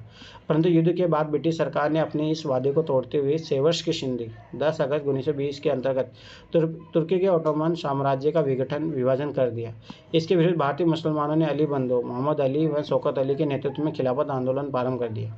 गांधी जी भी खिलाफत के प्रसंग को हिंदू मुस्लिम एकता का सुनहरा अवसर मानते इस आंदोलन में शरीक हो गए थे। यही गलती कर दिए थे। उन्होंने 24 नवंबर 1919 को दिल्ली में आयोजित खिलाफत कमेटी के सम्मेलन का अध्यक्ष चुना गया। खिलाफत आंदोलन का उद्देश्य भारतीय मुसलमानों में ब्रिटिश सरकार विरोधी भावनाओं को जागृत करना तथा तुर्की के ऑटोमन साम्राज्य तथा खिलाफत की रक्षा करना था। अब सोचो सबसे बड़ी बात कि उस टाइम के जो दौर में सोचो कि ये खलीफा होता था जो सब कुछ जो है डिसीजन लेता था मुस्लिम पूरे उसका, तो वही मतलब राजतंत्र टाइप से हो गया हो। भारतीय कपड़ा व्यापारी, बैंकर, कांग्रेसी तथा महात्मा गांधी का निकट सहयोगी है, ये उपयुक्त विवरण किसका है? अब देखो याद करो, इसी सेम टाइप से 2018 में क्वेश्चन पूछा था लाला लाजपत राय के बारे में, तो याद रखना ये जमनलाल बजाज थे। पर ये तो ज़्यादा इंपॉर्टेंट नहीं, पर मैं बता रहा हूँ कि ये चीज़, अरे बजाज वही तो नहीं है कि जिनका बजाज स्कूटर था अरे वही है शायद, मुझे जहाँ तक लग रहा है ये वही है सर। जमनलाल बजाज भारत के प्रसिद्ध कपड़ा व्यापारी, बैंकर, ये खजांची थे सर, जमनालाल बजाज खजांची थे, मतलब कि कांग्रेस जब बना था उसमें। हाँ तो वही हो गई। बैंकर थे, कांग्रेसी नेता था, महात्मा गांधी निकट सहयोगी थे, प्रतिवर्ष रचनात्मक कार्य, ग्रामीण विकास में महिला और बच्चों के कल्याण और उत्थान में उत्कृष्ट योगदान के लिए जमनलाल बजाज। अब देखिए ये याद रखना कि उस टाइम के लिए होगा करंट अफेयर में, तो ये इंपॉर्टेंट नहीं है। उल्लेखनीय है कि घनश्याम दास बिड़ला भी भारत के प्रसिद्ध स्वतंत्रता सेनानी, बिड़ला औद्योगिक समूह के प्रमुख, विभिन्न धार्मिक, शैक्षिक, वैज्ञानिक व औद्योगिक संस्थानों के संस्थापक थे। इन्हें 1967 में पद्म विभूषण से सम्मानित किया गया। कोई ज़रूरत नहीं है, ठीक है, इसको रहने देना, कोई ज़रूरत नहीं। ये देखो सब ये चीज़ें पॉलिटिकल होता है। उस टाइम इनका कोई सपोर्ट का आदमी होगा, वो जी रहा मर रहा होगा तो पूछ लिया क्वेश्चन, ठीक है, तो ये चीज़ याद रखना। ब्रिटिश सरकार ने महात्मा गांधी को जो उपाधि दी थी और जिसे उन्होंने असहयोग आंदोलन में वापस कर दी थी, वो केसर हिंद, ये तो मैंने कल भी बताया था, याद आया। महात्मा गांधी को प्रथम विश्व युद्ध के दौरान उनकी सेवाओं के लिए ब्रिटिश सरकार द्वारा केसर हिंद की उपाधि दी गई थी, जिसे उन्हें वापस कर दिया। गांधी जी इस समय जूलू युद्ध पदक तथा बौर पदक भी वापस कर दिए, जबकि जमनलाल बजाज ने अंग्रेज द्वारा दी गई राय बहादुर की उपाधि लौटा दी थी। दादा देखो, अब ये देखो, drain of wealth direct represent 2013-14 में क्वेश्चन पूछा। सोचो दादा भाई नौरोजी द्वारा प्रतिबद्ध अफवाह सिद्धांत, ये ड्रेन थ्योरी है, कैसे जो इंग्लैंड लूट के लेके जा रहा है भारत से। भारत की राष्ट्रीय संपदा का एक भाग अथवा कुल उत्पादन ब्रिटेन के निर्यात कर दिया जाता है, जिसके लिए भारत को कोई वास्तविक प्रतिफल नहीं मिलता है। तो ये चीज़ याद रखना। अब इस टाइप के क्वेश्चन गलत मत करना है। देखो ये अभी यहाँ पे थोड़ा बहुत इसके बारे में पढ़ लो। तो दादा भाई नौरोजी बहुत इंपॉर्टेंट थे, भारत के वयोवृद्ध नेता थे। नाम से प्रसिद्ध दादा भाई नौरोजी ने सर्वप्रथम 1901 में प्रकाशित अपनी पुस्तक poverty and British rule in India में ब्रिटिश सरकार द्वारा किए जा रहे भारत के आर्थिक शोषण का उद्घाटन करते हुए प्रसिद्ध धन के अफवाह सिद्धांत, ड्रेन थ्योरी ऑफ वेल्थ की विस्तृत व्याख्या की थी। ये 2 बार क्वेश्चन बना उधर। नौरोजी ने अपने विश्लेषण में यह निष्कर्ष निकाला कि अंग्रेजी सरकार द्वारा भारत की राष्ट्रीय संपदा का एक भाग या देश के कुल राष्ट्रीय उत्पाद ब्रिटेन को निर्यात कर दिया जाता है, जिसके एवज में भारत को कोई वास्तविक प्रतिफल या आय नहीं होती है। ज्ञात है कि भारत के गैलेस्टन के नाम से प्रसिद्ध, तो ये भी याद रखना, इस नाम से जाना जाता है इनको। दादा भाई नौरोजी ने 1906 में कांग्रेस अध्यक्ष के रूप में सर्वप्रथम स्वराज की मांग उठाई थी। ये चीज़ याद रखना, मैंने बताया था ना उस टाइम कि जब इन्हें विवाद चल रहा था तो इसको बना देते हैं। 1892 में दादा भाई नौरोजी के उदारवादी दल की ओर से ब्रिटिश संसद हाउस ऑफ कॉमन्स के लिए चुना जाता है। ये भी याद रखो, ये भी क्वेश्चन आया था। इन्होंने 1886 में ईस्ट इंडिया एसोसिएशन के नामक संगठन की स्थापना की थी। ये भी क्वेश्चन बना। सोचो इसी पैराग्राफ से 3-4 क्वेश्चन है उधर। अब ये याद रखना, ये छोटी छोटी चीज़ें। अब देखो ये यहीं से आपको क्लियर हो जाएगा। अब ये देखो मैंने बोला था केक खा लिया गांधी जी ने, ये वो उसी से क्वेश्चन हो जाएगा। महात्मा गांधी राजनीतिक जीवन की निम्नलिखित घटनाओं का कालक्रम बताइए। तो सबसे पहले तो भाई चंपारण करता है ना वो, ठीक है। उसके बाद में क्या जाएगा, अहमदाबाद, याद रखना, ठीक है। फिर खेड़ा, फिर जाएगा के खेड़ा, ठीक है। फिर असहयोग आंदोलन तो होगा ही। असहयोग आंदोलन कितना 1920। इसमें तो ऑप्शन बहुत अच्छा, जैसे ही एक पहला में आया तो बी। हाँ हाँ, वो ऐसे कट गए सारे। पर एक याद रखना गांधी जी के लिए, कभी भूलोगे नहीं आप, ठीक है। चंपारण, अहमदाबाद, खेड़ा, ठीक है। महात्मा गांधी जनवरी 1915 में दक्षिण अफ्रीका से वापस भारत आए थे। बहुत बार पीछे ही क्वेश्चन पूछा जा चुका है। और याद रखना, जिस दिन गांधी आया था उसी दिन प्रवासी दिवस मनाते हैं, 9 जनवरी। हाँ, याद रखना ये चीज़। 1915 में उन्होंने गुजरात के अहमदाबाद जिले में साबरमती आश्रम की स्थापना की थी, ये चीज़ याद रखना। सन 1917 से राजकुमार शुक्ल, मैंने बताया था राजकुमार शुक्ला उससे मिलने आता है। निमंत्रण पर बिहार के चंपारण जिले में अंग्रेज बागान मालिकों के द्वारा नील किसानों के शोषण के खिलाफ सत्याग्रह सफलतापूर्वक नेतृत्व किया। ये भी यूपीएससी देखो 2-2, 3-3 बार क्वेश्चन पूछा हुआ। यह गांधी जी बीपीएससी का तो फेवरेट क्वेश्चन है ये। ये गांधी जी का भारत में सत्याग्रह प्रथम प्रयोग था, ये भी याद रखना। इसके बाद फरवरी या मार्च 1918 में अहमदाबाद मिल मजदूरों की हड़ताल का नेतृत्व किया। इसी अहमदाबाद मिल मजदूर हड़ताल का नेतृत्व करते हुए गांधी जी ने सर्वप्रथम भूख हड़ताल नामक सत्याग्रह के अस्त्र का प्रयोग किया था, ये याद रखना। ये किस टाइप का था? ये पहला सत्याग्रह था, ये भूख हड़ताल है। उसके पश्चात 22 मार्च, फर्स्ट हंगर स्ट्राइक थी। हाँ, उसके पश्चात 22 मार्च 1918 को खेड़ा गुजरात में लगान वर्दी रोकने के लिए आंदोलन का सफल नेतृत्व किया था। असहयोग आंदोलन की अवधि 1920 से 22 थी, ये भी याद रखना। देखो ये भी यूपीएससी ने पूछा है। जो कितने क्वेश्चन है जो रिपीट हो रहे हैं उधर। महात्मा गांधी सर्वप्रथम राष्ट्रपिता किसने कहा था? सुभाष चंद्र बोस। वो नॉन कोऑपरेशन और सिविल डिसोबीडियंस में क्या डिफरेंस होता है? अरे देखो, इसका तो होता है मतलब असहयोग, मतलब जो है गवर्नमेंट को अपन सपोर्ट नहीं करेंगे, ठीक है। और जो सिविल वाला है 1930 वाला, उसमें होता है कि अपन मतलब विनम्र तौर से, मतलब सविनय अवज्ञा करेंगे उनके। जैसे याद करो गांधी ने क्या किया था, नमक बना के कानून को तोड़ा था ना, अवज्ञा करना, समझ रहे हो ना। तो ये चीज़ याद रखो। अच्छा, और असहयोग से फिर वो कैसे डिफरेंट है? तो हाँ, वो हो गया ना अलग। उसमें जो है, इसमें है देखो, जैसे मान लो वकील है, वो वकालत नहीं करेंगे, बच्चे जो स्कूलों में नहीं जाएंगे। पर वहाँ पे गांधी, यहाँ पे कानून नहीं तोड़ रहा गांधी, पर वहाँ कानून तोड़ रहा है, ये चीज़ याद रखें। यहाँ कानून नहीं तोड़ रहा गांधी, पर वहाँ कानून तोड़ते हैं। चलो 93, आज 95 तक करेंगे। तो मैं देखो, मैं अभी इतना धीरे धीरे इसका करवाने का पर्पज ये था। देखो कितने क्वेश्चन है जो उधर रिपीट हुए हैं, कितने क्वेश्चन सोचो, तो सोचो कितना इंपॉर्टेंट है भाई। मैं यहाँ बताऊँगा आपको, CCIT के क्वेश्चन बहुत सारे रिपीट हुए हैं, ज्योग्राफी के क्वेश्चन रिपीट हुए हैं। उसके बाद में आपको देखोगे तो उधर जो है आपके ये इन्वायरमेंट इकोलॉजी वाले क्वेश्चन जो है, अब देखो 1994 क्वेश्चन ध्यान से देखने जाना है। सिंधु सभ्यता, ये तो याद रखना, सिंधु घाटी सभ्यता इज वेरी वेरी इंपॉर्टेंट, हर साल क्वेश्चन आता ही है। भारत में चांदी की उपलब्धता के प्राचीनतम साक्ष्य मिलते हैं हड़प्पा संस्कृति में। याद रखना, हड़प्पा संस्कृति में चांदी के बारे में जानते थे, और चांदी के गहने पहनती थी भाई, वहाँ की जो औरतें होती थी, ये सब चीज़ें याद रखना। चांदी के प्राचीनतम साक्ष्य हड़प्पा सभ्यता से प्राप्त होते हैं, ठीक है। NCERT के अनुसार हड़प्पा स्वर्णकार चांदी, सोने एवं रत्न के आभूषण बनाते थे। यद्यपि चांदी का आयात अफगानिस्तान से करते थे। चांदी मुख्यतः राजस्थान के जावर और अजमेर में पाया जाता है, याद रखना है, ठीक है। अब पूर्व मौर्य काल, निम्न कौन सी प्रथम चतुर्दशीय वेदोत्तर काल में प्रचलित हुए थे? अब ये तो अपने पता ही है, आश्रम व्यवस्था, याद रखना। वेदोत्तर मतलब उत्तर वैदिक काल में है, ये चीज़ याद रखना। ब्रह्मचार्य, गृहस्थ, वानप्रस्थ, संन्यास आश्रम, ठीक है। पूर्व वैदिक काल में केवल गृहस्थ आश्रम को उल्लेख मिलता है। उत्तर वैदिक ग्रंथों में केवल 3 आश्रमों को उल्लेख मिलता है। गृहस्थ यज्ञ, अध्ययन और दान में लीन रहते थे।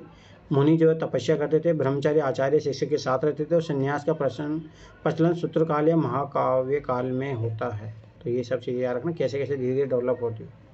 बौद्ध धर्म कितनी बार, देखो कितनी बार क्वेश्चन। महायान और हीनयान संप्रदाय सर्वाधिक मौलिक अंतर निम्नलिखित में से कौन सा है? मैंने क्या बोला था, ये बुद्ध को नॉर्मल इंसान मानते हैं, ये भगवान की तरह मानते हैं। अहिंसा पे तो बल ये भी देंगे, जाति रहित समाज तो ये दोनों के दोनों ही देंगे, ठीक है। देवी देवता की पूजा, अरे देवी देवता की पूजा तो स्तूप पूजा हीनयान करते हैं। तो ये सी वाला जो है, हीनयान संप्रदाय में महात्मा बुद्ध को एक महापुरुष माना जाता है, ठीक है। परंतु महायान संप्रदाय में उन्हें देवता माना जाता है, इसीलिए उनके जो है पूजा भी शुरू हो जाती है। तो याद रखना, ये महायान का ओनली, उनकी पूजा की जाने लगी। इसी के साथ उनके अनेक बौद्धिक तत्वों की पूजा भी प्रारंभ होती है, इसीलिए याद रखना। अरे बोधिसत्व तो मैंने बोला था कितनी बार यूपीएससी ने क्वेश्चन पूछा। ये देखो चारवाक है मैंने बोला था ना, देखो डायरेक्ट यूपीएससी ने वही क्वेश्चन पूछा भी है। जब तक जीवित रहो सुख से जीवित रहो, चाहे उसके लिए ऋण ही लेना पड़े, क्योंकि शरीर के भस्मीभूत हो जाने पर पुनरागमन नहीं हो सकता। पुनर्जन्म का निषेध करने वाली व्यक्ति किसकी है? चारवाक। अब देखो ये यूपीएससी ने क्वेश्चन आगे जाके पूछा है। सर इम्पोर्टेंट थोड़ी है चारवाक। चारवाक इम्पोर्टेंट नहीं है, परंतु ये पता होना चाहिए। ये नास्तिक धर्म मतलब नास्तिक वो था, संप्रदाय था, मतलब जो भगवान को एग्जिस्ट उनका नहीं मानता था। चारवाक भारतीय दर्शन के नास्तिक संप्रदाय का अनिश्वरवादी, प्रत्यक्षवादी, भौतिकवादी तथा सुखवादी दर्शन है। चारवाक दर्शन आत्मा के अस्तित्व तथा मोक्ष में विश्वास न करते हुए केवल भौतिक पदार्थ रूपी शरीर का ही परम सत्ता मानता है। चारवाक के अनुसार काम अर्थात इच्छाओं की तृप्ति मानव जीवन का चरम लक्ष्य है। मनुष्य के सारे कार्य सुख की प्राप्ति के लिए ही होते हैं। चारवाक के अनुसार यावज्य वेत सुखम जीवे ऋण गत्वा धृत पीवेत मतलब वही है, भविष्यभूतस्य देहस्य पुनरागमन कृत, अर्थात जब तक जिए सुख से जिए, सुख के लिए ऋण लेकर भी घी पी लेना चाहिए, क्योंकि शरीर वशीभूत नष्ट हो जाने के पश्चात पुनर्जन्म नहीं हो सकता। इसका अगर आप देखोगे ना तो ओशो है ना, ओशो भी सिमिलर इसी का ही फॉलोवर है, इसी टाइप से थोड़ा बहुत। ओशो भी यही बोलता है कि जितना भोग वृत्ति करोगे उतना ही आपको मोक्ष मिलेगा, ये चीज़ याद रखना। संस्कृत नाटकों में सामान्य प्राय विदूषक प्राय किस वर्ण का प्रयोग होता है? विदूषक प्राय किस वर्ण का प्रयोग होता है? याद रखना, ब्राह्मण। संस्कृत नाटकों में विदूषक का प्रयोग कालिदास, भास आदि नाट्यकारों ने किया है। ये प्राय ब्राह्मण वर्ण का एवं राजा का मित्र होता था। तो ये चीज़ याद रखना, यूपीएससी टर्मोलॉजी से क्वेश्चन पूछती है, तो ये याद रखना ब्राह्मणों के लिए प्रयोग होता है। पर यूपीएससी इस टाइप के चलो नहीं पूछे, पर फिर भी याद रखना। अब ये भी क्वेश्चन पूछा, गांधार शैली की मूर्तिकला में बुद्ध का सारनाथ में हुए प्रथम धर्मोपदेश से संबंध प्रवचन मुद्रा का नाम क्या था? धर्म चक्र परिवर्तन। ये चीज़ याद रखना। भूमि स्पर्श, देखो अब आगे जाके यूपीएससी ने पूछा है भूमि स्पर्श मुद्रा, तो ये चीज़ याद रखो, अभी पता होना चाहिए अभी मुद्रा में क्या था, ये सब चीज़ें होनी चाहिए। गांधार शैली में निर्मित बुद्ध की मूर्तियां वाले काले स्लेटी पाषाण चूने हुए पक्की मिट्टी से बने हैं। इसमें बुद्ध को विभिन्न मुद्राओं में दर्शाया गया है, तो ये भी चाहिए रखना। गांधार, मथुरा शैली और अमरावती शैली। बुद्ध की मूर्तियां ध्यान, पद्मासन, धर्मचक्र परिवर्तन, वरद तथा अभय आदि मुद्राओं में है। तोरणमान की जाति दल का था, हूण का था। तोरणमान हूण था, इसने गुप्त काल में भारत पर आक्रमण किया था। हूण मध्य एशिया में निवास करने वाली जाति थी। यूची हूणों की एक प्रजाति थी। सिसिथियन शकों की शाखा थी। ये तो चलो छोड़ो, पर फिर भी ठीक है, एक बार देखो। तोरणमान होता क्या है वैसे? अरे कोई व्यक्ति था, अच्छा, व्यक्ति है कि बोल रहा था कि जाति दल का था, हूणों का था। अब देखो कवि कालिदास के नाम उल्लेख किसमें हुआ है? कितनी बार कवि इससे कालिदास से क्वेश्चन पूछा, तो ये याद रखना। एहोल के उत्कर्ण लेख में जो है कालिदास के बारे में वर्णन मिलता है। कवि कालिदास के नाम का उल्लेख वातापी नरेश पुलकेशिन द्वितीय के एहोल अभिलेख में हुआ, जिसका रचनाकार रविकीर्ति था। भारत के नेपोलियन के उपनाम से प्रसिद्ध, याद रखना, भारत का नेपोलियन भी कहा जाता है इसको। प्रसिद्ध गुप्त शासक समुद्रगुप्त नहीं, इसको बोला जाता है, सॉरी, समुद्रगुप्त को बोला जाता है हाँ सर। हाँ, समुद्रगुप्त को बोला जाता है, क्योंकि ये भी बोला जाता है कि ये भी हारा नहीं था, मतलब इसीलिए बोला जाता है इसको।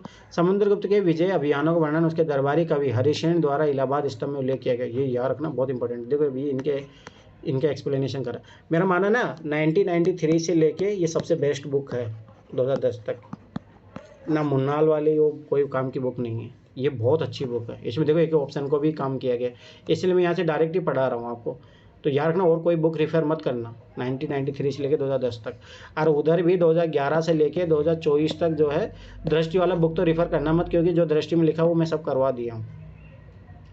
उसके अलावा धर्मेंद्र जाखड़ का अगर आप यूज़ करते हो तो वो कर सकते हो, उसके अलावा और कुछ करना मत फालतू में, ज़्यादा बुको चक्र मत पढ़ना, ठीक है, ये चीज़ याद रखना। पर ये 1993 से सबसे बेस्ट बुक है। प्रयाग प्रशस्ति के अन्य नाम से भी अभिहित किया जाने वाले स्तंभ लेख उसी स्तंभ पर खुदा है जिस पर मौर्य शासक अशोक महान का अभिलेख उत्कीर्ण है। इसी स्तंभ लेख में अशोक की रानी कारुवाकी के नाम का उल्लेख भी है। अब देखो वही श्रवण बेलगोला में गोमतेश्वर की मूर्ति का निर्माण किसने करवाया था? चामुंडे राय ने, याद रखना। और ये किसका स्थल है? याद रखना, जैनों का है, जैनों का, कर्नाटका में। हाँ याद रखना ये चीज़, ठीक है। मैसूर कर्नाटक के गंगवंशी शासक के एक मंत्री चामुंड राय ने कर्नाटक में श्रवणबेलगोला नामक स्थान में 10वीं शताब्दी के मध्य में बाहुबली गोमतेश्वर की विशाल प्रतिमा का निर्माण किया है। यह प्रतिमा जैनियों के प्रथम तीर्थंकर ऋषभदेव के पुत्र बाहुबली गोमतेश्वर की है। बाहुबली मूवी इसीलिए बनी है उधर। ज्ञात है कि गोमतेश्वर की प्रतिमा जैन धर्म से संबंधित भारत के सबसे विशाल 17 मीटर ऊंची प्रतिमा है। गोमतेश्वर की प्रतिमा का महामस्तकाभिषेक बड़ी धूमधाम से प्रायोजित किया जाता है। मौर्य वंश का संस्थापक चंद्रगुप्त मौर्य ने अपना अंतिम समय कर्नाटक के श्रवणबेलगोला में बिताया। यहीं पर चंद्रगुप्त मौर्य ने 298 ईस्वी में सलेखना उपवास द्वारा मृत्यु को वर्ण किया था। ये याद रखना, इससे भी पेशेंट क्वेश्चन पूछा हुआ। जैन धर्म को स्वीकार करने वाले प्राचीन भारत के राजा थे उदयन नंद राजा, चंद्रगुप्त मौर्य, कलिंग नरेश खारवेल और राष्ट्रकूट राजा अमोघवर्ष तथा चंदेल शासक धंग। अब याद रखना, फिर आगे जाके बुद्धिस्ट बन जाता अशोक, पर याद रखना उसका दादा तो जैनिज्म था। सोचो देखो, मतलब ये भी सीखो, मतलब एंशियंट काल से देखो यूपीएससी ये भी सिखाने का प्रयास करता है कि एक ही परिवार में देखो अलग अलग धर्म अपनाए थे, कितनी स्वतंत्रता थी। सोचो कितने फंडामेंटल रूल अच्छे से लागू हो रहे थे। और आज के दौर में अगर कोई मुस्लिम धर्म अपना लिया, शादी कर लिया, तो लव जिहाद ये सब सारी चीज़ें हो रही है। मतलब ये भी समझो, मतलब भाई हिस्ट्री पढ़ो ही मत, समझो भी भाई। सोचो एक ही परिवार में बुद्धिज्म भी अपना रहे हैं, जैनिज्म भी है, हिंदू भी अपना रहे हैं, सब कुछ है एक ही परिवार में। तो ये भी सीखना चाहिए। प्राचीन भारत का निम्नलिखित में से कौन सा महत्वपूर्ण व्यापार केंद्र था उस मार्ग पर था जो कल्याण को वेंगी से जोड़ता था? तगारा। अब ये छोड़ो इस टाइप का, पर याद रखना फिर भी। प्राचीन भारत में गुप्त काल का महत्वपूर्ण, देखो गुप्त काल इंपॉर्टेंट है। केंद्र तगर चालुक्य की राजधानी कल्याणी की पूर्वी चालुक्यों की राजधानी वेंगी जोड़ने वाले मार्ग पर स्थित है। ज्ञात है कि ताम्रलिप्ति, त्रिपुरी, देवल, थाना, खंबात एवं बड़ोच गुप्तोत्तर काल के अन्य प्रमुख बंदरगाह थे। अब ये याद रखना, आगे जाके यूपीएससी क्वेश्चन पूछ सकती है। गुप्तोत्तर काल में व्यापार वाणिज्य की अवनति तथा भूमि अनुदानों के फलस्वरूप सामंतवाद का उदय। ये देखो यहाँ से यूपीएससी सामंतवाद से क्वेश्चन पूछा। अब देखो ये कितनी बार आया है। 2013 का क्वेश्चन होगा शायद, कल आपके होंगे। तो एलोरा गुफा शिलकत मंदिर है किसका? सबका था, हिंदुओं, बौद्धों और जैनों का। याद रखना है चीज़, ये सब चीज़ें पढ़ चुके। फिर भी एलोरा की गुफाएं महाराष्ट्र के औरंगाबाद जिले में वेरुण एलोरा नामक स्थान पर 7वीं से 9वीं शताब्दी के बीच निर्मित की गई थी। याद रखना, अजंता की जो है पुरानी है, एलोरा नहीं है। इसमें कुल 34 शेलकत गुफाओं में गुफा संख्या 1 से 12 तक बौद्ध धर्म से, गुफा संख्या 13 से। अब ये कभी याद मत रखना, ये कोई ज़रूरत नहीं है, बस हाँ टाइम पीरियड याद रखो थोड़ा बहुत। ये चीज़ यार कहाँ पे है, ये कभी याद रखना किसके बारे में कहाँ कौन सी में बनना है, कभी यूपीएससी नहीं पूछेगा। एलोरा की गुफा में 10 चैत्यग्रह जो शिल्प देवता विश्वकर्मा को समर्पित है। ज्ञात है कि एलोरा की गुफा मंदिरों का निर्माण राष्ट्रकूटों के समय किया गया था। इन गुफा मंदिर में राष्ट्रकूट नरेश कृष्ण प्रथम द्वारा निर्मित कैलाश गुफा मंदिर सर्वोत्कृष्ट है। आप ये थोड़ा बहुत याद रख सकते हो बस। निम्नलिखित में किसने दिल्ली के 8 सुल्तानों का शासन देखा था? अमीर खुसरो। ये भाई बहुत टाइम तक जिया था भाई। और फिर सबसे बड़ी बात है उस टाइम पीरियड में कितने वो है चेंजेस होते हैं। ऐसा माना जाता है अमीर खुसरो ने 1253 1325 लगभग कितने साल दिया है? 47 67 68 साल, मतलब 70 साल जिया। ये दिल्ली सल्तनत के 8 सुल्तानों को शासन देखा। इसका जन्म उत्तर प्रदेश के एंटा जिले के पटियाली गांव में होता है। ये कभी यूपीएससी नहीं पूछेगा, याद रखना, ये पर पीछे से पूछा जाता है। ये सुल्तान नासिरुद्दीन महमूद के समय दिल्ली आया था, गयासुद्दीन तुगलक के समय तक रहा। अमीर खुसरो को तूते हिंद के नाम से भी जाना जाता है। ये पीछे विशेष का फेवरेट है। अमीर खुसरो खड़ी बोली का प्रवर्तक था। उसने आशिका, लैला मजनू, तुगलनामा, नूह सिपहर नामक पुस्तकों की रचना भी की। जियाउद्दीन बर्नी ने तहरीक फिरोजशाही, मिनहाज उस सिराज ने तबाकत नासिर तथा अफीफ ने तहरीक फिरोजशाही नामक पुस्तकों की रचना की। कोई ज़रूरत नहीं, यूपीएससी आजकल ऐसे भी ध्यान दे रहा तो एंशियंट काल पे ध्यान दे रहा, रटने की जरूरत नहीं है, ठीक है, उसको याद रखना है। राज्य खर्च पर हज की व्यवस्था करने वाला पहला भारतीय शासक था फिरोज शाह तुगलक। देखिए यहाँ से कुछ चीज़ें है पॉजिटिव चीज़ें अभी भी, क्योंकि गवर्नमेंट कर रही है ऐसा ही काम। सोचो शायद अब तो ख़त्म कर दिया शायद सब्सिडी, मतलब ऐसा है कि शायद अब जो लेना चाहता है, पहले ऐसा था सबको दिया जाता था, अब जो है जिनको ज़रूरत है उन्हीं को दिया जाता, शायद ऐसा है। कौन सी सब्सिडी सर? अरे हज यात्रा करने पे जाते थे लोग, जो मुस्लिम लोग जाते हैं ना, तो पहले सरकार सेंट्रल गवर्नमेंट देती थी, पर अभी शायद ऐसा कर दिया है कि शायद जिनको ज़रूरत है उन्हीं को, पहले तो ऐसा था सबको दिया जाता था। मतलब फिरोज शाह तुगलक जो है सल्तनत 1351 से 1388 शासनकाल रहता। सल्तनत काल का कल्याणकारी निरंकुश शासक था। अपने कल्याणकारी कार्यों के अंतर्गत फिरोज शाह तुगलक ने 5 बड़ी नहरें खुदवाई, 1200 फलों के बाग लगवाए, रोजगार दफ्तर की स्थापना की। सोचो कितना अच्छा काम किया है। मुस्लिम स्त्रियों, विधवाओं व लड़कियों की सहायता हेतु दीवान खैरात नामक नए विभाग की स्थापना की। ये याद रखना। अब ये याद रखना ये किससे रिलेटेड है। तथा दासों की देखभाल के लिए दीवान बंदगान नामक नए विभाग की स्थापना की। ये भी याद रखना। इसके अतिरिक्त कट्टर सुन्नी मुस्लिम फिरोज शाह तुगलक ने सरकारी राज्य खर्च पर मुस्लिमों के लिए मक्का मदीना की हज यात्रा की व्यवस्था करने वाला प्रथम भारतीय शासक था। फिरोज ने हिंदुओं को जिम्मी इस्लाम स्वीकार न करने वाला कहा तथा हिंदू ब्राह्मणों पर भी जजिया कर लगा दिया। अकबर महान सन ने 1882 में दीन ए इलाही नामक नए धर्म को परिवर्तित किया। बीरबल अकबर के दीन ए इलाही का स्वीकार करने वाले एकमात्र हिंदू था। ये चीज़ याद रखना। अकबर ने जिस मनसबदारी प्रणाली को लागू किया था वो किस देश में प्रचलित प्रणाली से उधार ली गई थी? मंगोलिया। अब देखो यूपीएससी ने क्वेश्चन पूछा था मनसबदारी प्रणाली का 2019 का क्वेश्चन याद आया। अब मैंने बोला था इसका आंसर अकबर है। देखो फिर बात होता है, देखो क्वेश्चन यहीं से घूम फिर के वही आ रहे हैं। अकबर 1556 से 1605 ईस्वी द्वारा लागू की गई सैन्य व्यवस्था को मनसबदारी के नाम से जाना जाता है। ये चीज़ याद रखना, सैन्य व्यवस्था है। अकबर द्वारा प्रारंभ की गई मनसबदारी व्यवस्था में उन व्यक्तियों को सम्राट द्वारा एक पद प्रदान किया जाता था जो शाही सेना में होते थे। दिए जाने वाले पद को मनसब है, इसे ग्रहण करने वाले को मनसबदार कहा जाता था। अकबर द्वारा लागू की मनसबदारी व्यवस्था मंगोल नेता चंगेज खां की दशमलव प्रणाली से उधार ली गई थी। मनसबदारी व्यवस्था से जात से व्यक्ति के वेतन और प्रतिष्ठा का तथा सवार पद से घुड़सवार दस्तों की संख्या का ज्ञात होता था। मनसबदारों को वेतन नगद व जागीर दोनों रूप में दिया जाता था। ये चीज़ याद रखना, 2019 का क्वेश्चन है। और एक उससे पहले भी आया था। 2 क्वेश्चन है डायरेक्ट जहाँ से रिपीट हुआ। जहांगीर के समय सवार पद में 2 अस्पा व 3 अस्पा की भी व्यवस्था की गई थी। मुगल काल में निम्नलिखित किस महिला ने ऐतिहासिक विवरण लिखे हैं? गुलबदन बेगम। देखो मिडिवल काल में ये चीज़ें तो पीछे क्वेश्चन नहीं पूछ रहा है अभी, फिर भी थोड़ा याद रख लो, बस एक बार पढ़ लो। मुगल काल की उपरोक्त चारों ही महिला ने उच्च शिक्षा और साहित्य के क्षेत्र में प्रतिष्ठा हासिल की, किंतु जहाँ तक ऐतिहासिक विवरण लिखने की बात है इसमें गुलबदन बेगम जो बाबर की पुत्री थी, याद रखना, ने हुमायूं नामक ऐतिहासिक ग्रंथ भी लिखा था। नूरजहाँ जहांगीर की पत्नी थी जिसने नूरजहाँ गुट बनाकर शासन में हिस्सा लिया।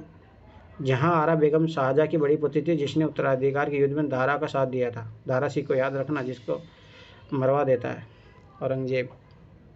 शाहजहाँ के बंदी जीवन में उसके साथ रही। जेब निशा औरंगजेब की पुत्री थी जिसे विद्रोही शाहजादा अकबर द्वितीय से पत्र व्यवहार करने के कारण औरंगजेब ने निर्वासित कर दिल्ली भेज दिया गया था।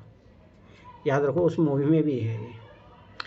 चलो ये देखो मानचित्र उस टाइम के आते थे, अब तो ऐसे इंपॉर्टेंट है। किस क्षेत्र को दर्शाता, बस ये याद रखना ये मराठा है। ऐसे भी थोड़ा देख लोगे तो आइडिया लग जाएगा थोड़ा ना। ये जब मैप देखो, मैंने जो मैप वाली पीडीएफ उसमें पता लग जाएगा आप ऐसे भी।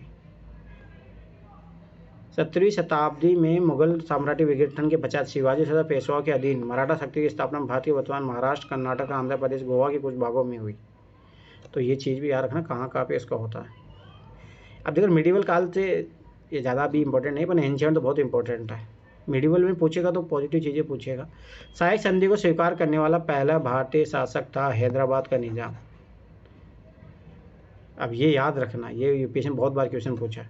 सहायक संधि स्वीकार करने वाला पहला, अब ये मतलब इधर 2010 तो बहुत बार आएगा ये क्वेश्चन। सहायक संधि स्वीकार करने वाला पहला शासक हैदराबाद का निजाम था। सहायक संधि द्वारा सम्मिलित राज्य में हैदराबाद का निजाम 1798 में, जबकि मैसूर राज्य दूसरा था जिसने याद करो टीपू सुल्तान को मार के सहायक संधि स्वीकार किया था। अवध के नवाब ने सहायक संधि 1801 में स्वीकार किया था। तो ये चीज़ें याद रखना, ये इंपॉर्टेंट है, ये पूछ सकता है यूपीएससी। महाराजा रणजीत सिंह के राज्य की राजधानी कौन थी? भाई लाहौर, याद रखना, ये पंजाब उधर था। सिखों के सुकुचय मिसल से संबंधित महाराज रणजीत सिंह का राज्य पंजाब से लाहौर तक विस्तृत था। महाराज रणजीत सिंह की राजनीतिक राजधानी लाहौर तथा धार्मिक राजधानी अमृतसर थी। ठीक है, ये चीज़ भी याद रखना। मतलब यूपीएससी ने ऐसे कभी उधर तो नहीं पूछा, फिर भी पर थोड़ा इंपॉर्टेंट तो है ही। जून 1839 में महाराजा रणजीत सिंह की मृत्यु के पश्चात 1845-46 में महाराजा दिलीप सिंह तथा अंग्रेज गवर्नर जनरल लॉर्ड हॉर्डिंग की सेनाओं के बीच प्रथम आंग्ल सिख युद्ध हुआ था।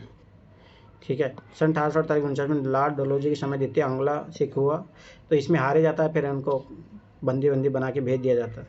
ज्ञात है कि प्रसिद्ध कोहिनूर हीरा रणजीत सिंह को अफगान शासक शाह शुजा से प्राप्त हुआ था। ये थोड़ा याद रखना, जिसे नादिर शाह लाल किले से लूट कर ले गया था और जिसे दिलीप सिंह ने सम्राज्ञी मतलब महारानी को दे दिया था उस टाइम के। तो इसलिए तो आज इंग्लैंड में है वो।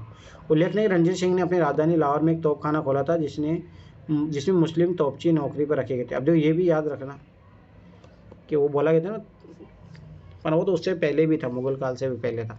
भारत के साथ व्यापार करने के लिए सर्वप्रथम संयुक्त पूंजी कंपनी किन लोगों ने आरंभ की थी? डच। अब ये इस टाइप का फैक्ट है, कभी पैसे नहीं पूछेगा, ये चीज़ याद रखना, पर फिर भी थोड़ा बहुत एक बार पढ़ लो बस। सन 1602 में डच हॉलैंड द्वारा संसद द्वारा पारित किए गए प्रस्ताव में एक संयुक्त डच ईस्ट इंडिया कंपनी की स्थापना हुई। इस कंपनी को डच संसद द्वारा 21 वर्षों के लिए भारत और पूर्व के देशों के साथ व्यापार करने, आक्रमण और विजय करने के संबंध में अधिकार पत्र प्राप्त हुए थे। डच ईस्ट इंडिया कंपनी का नाम वेरिंगेंदे ओस्ट इंडियंस कंपनी था। यह कई कंपनियों को मिलाकर बनी थी। इस प्रकार यह भारत के साथ व्यापार करने के लिए प्रथम व्यापारिक कंपनी थी। ब्रिटिश महारानी एलिजाबेथ प्रथम के द्वारा 15 वर्षीय व्यापार अधिकार पत्र से दिसंबर 1600 ईस्वी में अंग्रेजी ईस्ट इंडिया कंपनी की स्थापना की गई। फ्रेंच ईस्ट इंडिया कंपनी जो है कंपनी देश से इंडिया और इंडिया की स्थापना 14वीं मंत्री में कॉलबर्ट द्वारा 1664 में की गई थी। Danish Denmark East India Company सन 1616 में स्थापित की गई थी। सबसे बड़ी बात है फ्रांस से आखिरी में आते हैं और सबसे पहले जाते हैं, इनके सबसे पहले विदाई होती है, फिर और लोगों की धीरे धीरे होती है। संबलपुर के अनेक ब्रिटिश विरोधी विद्रोही नेताओं को निम्नलिखित में से कौन था? अब ये कभी यूपीएससी क्वेश्चन नहीं पूछेगा, छोड़ो ये सब चीज़ें, बस पढ़ लो एक बार। उड़ीसा के संबलपुर, बस ये याद रखना संबलपुर कहाँ पे है। कि आंतरिक मामलों में अंग्रेजी सरकार द्वारा किए जा रहे हस्तक्षेप के कारण वहाँ के नेता सुरेंद्र शाही ने अंग्रेजों के विरुद्ध विद्रोह कर दिया। अंग्रेजों ने 1849 में सुरेंद्र शाही को जेल में डाल दिया। जेल से छूटने के बाद सुरेंद्र शाही अंग्रेजों के विरुद्ध पुनः सक्रिय रहे। 1857 के विद्रोह में अंग्रेजों के खिलाफ गुरिल्ला युद्ध लड़ा। सन 1861 में अंग्रेजों ने सुरेंद्र शाही को आजीवन कारावास की सजा दे दी, मर गया, फिर उसे क्या ही करना। पर हाँ ये याद रखना, सरदार तीरथ सिंह 1833 के खासी विद्रोह का नेता था। छोड़ो। 1857 के विद्रोह के ठीक बाद बंगाल में निम्नलिखित कौन सा विप्लव? ये यूपीएससी ने पूछा 2018 में। नील उपद्रव, मैंने बताया भी था कि अंग्रेज डर गए थे, भयभीत हो गए थे इससे कि ये तो भाई 1857 की क्रांति से भी खतरनाक है। अब इसके बारे में याद रखना, यूपीएससी ने बहुत बार क्वेश्चन पूछा उधर, ये इंपॉर्टेंट है। सन 1857 के विद्रोह के ठीक पश्चात बंगाल में सन 1859 ईस्वी में नील कृषकों का सर्वाधिक व्यापक और जुझारू आंदोलन हुआ। सितंबर 1859 में बंगाल के नादिया जिले में स्थित गोविंदपुर गांव के किसानों ने स्थानीय नेता दिगंबर विश्वास एवं विष्णु विश्वास के नेतृत्व में नील की खेती बंद करके नील बागान मालिकों के उत्पादन के खिलाफ विद्रोह कर दिया था। यह भारतीय इतिहास की प्रथम किसान हड़ताल है, ये भी याद रखना अगर ऐसा कोई फैक्ट पूछे तो। हिंदू पैट्रियट के संपादक हरीश चंद्र मुखर्जी ने अपने अखबार के माध्यम से नील आंदोलन का समर्थन किया था। दीनबंधु मित्र ने अपने नाटक नील दर्पण में नील बागान, ये याद रखना, ये भी यूपीएससी में पूछा हुआ है, नील बागान मालिकों के अत्याचार का खुला चित्रण किया। अब देखो कैसे यूपीएससी पीवाई की हेल्प कर रहा है। देखो 2018 क्वेश्चन याद आया जिसमें टाइम पीरियड पूछा था, कौन पहले हुआ था, इसमें दिया था ना ये चीज़। नील किसानों की एकजुटता के फलस्वरूप 1860 में नील आयोग की नियुक्ति की गई।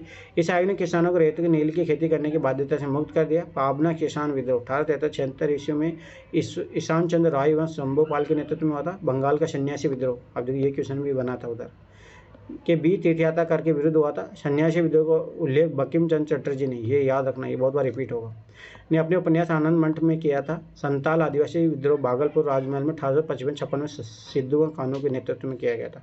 अब सोचो ओनली इस क्वेश्चन को कर लेते हैं, 2018 क्वेश्चन आपका 16 हो जाता। 1793 बंगाल रेगुलेशन का विशिष्ट लक्षण क्या था?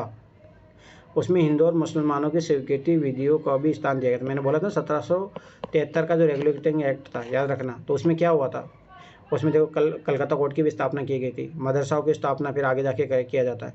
वो करने का पर्पज़ क्या था कि भाई हिंदुओं के कानून जानो, मुसलमानों के कानून जानो, फिर उन कानूनों के द्वारा जो है आप फौजदारी अदालत चलाना, ये चीज़ याद रखना।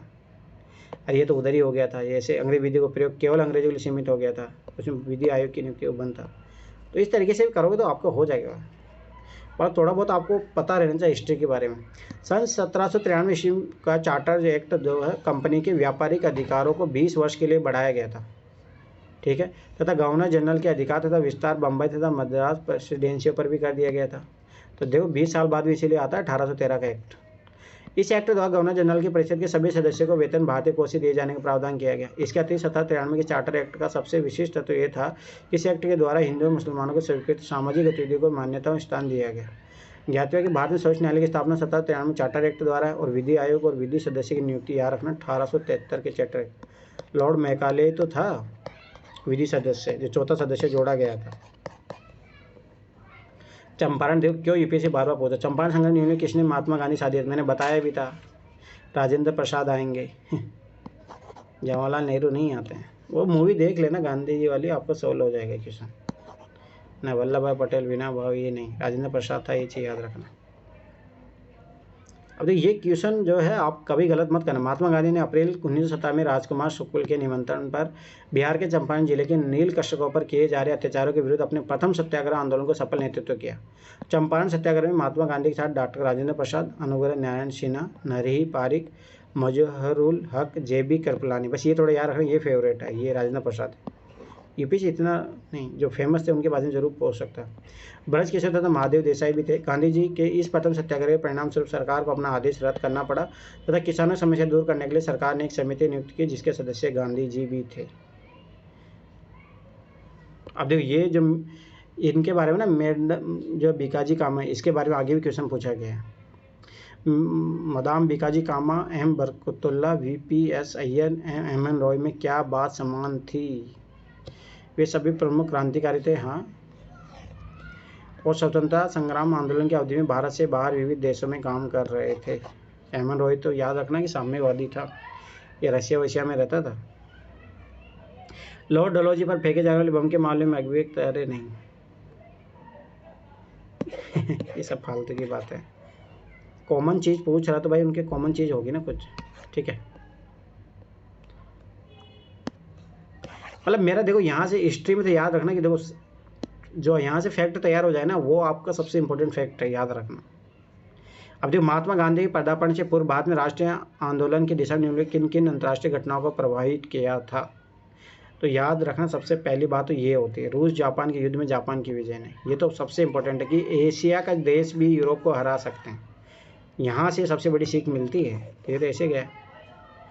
उसके बाद में 1898 में इटली अबिसिनिया युद्ध में, हाँ, कि वह संगठित होकर कैसे हराया जा सकता है।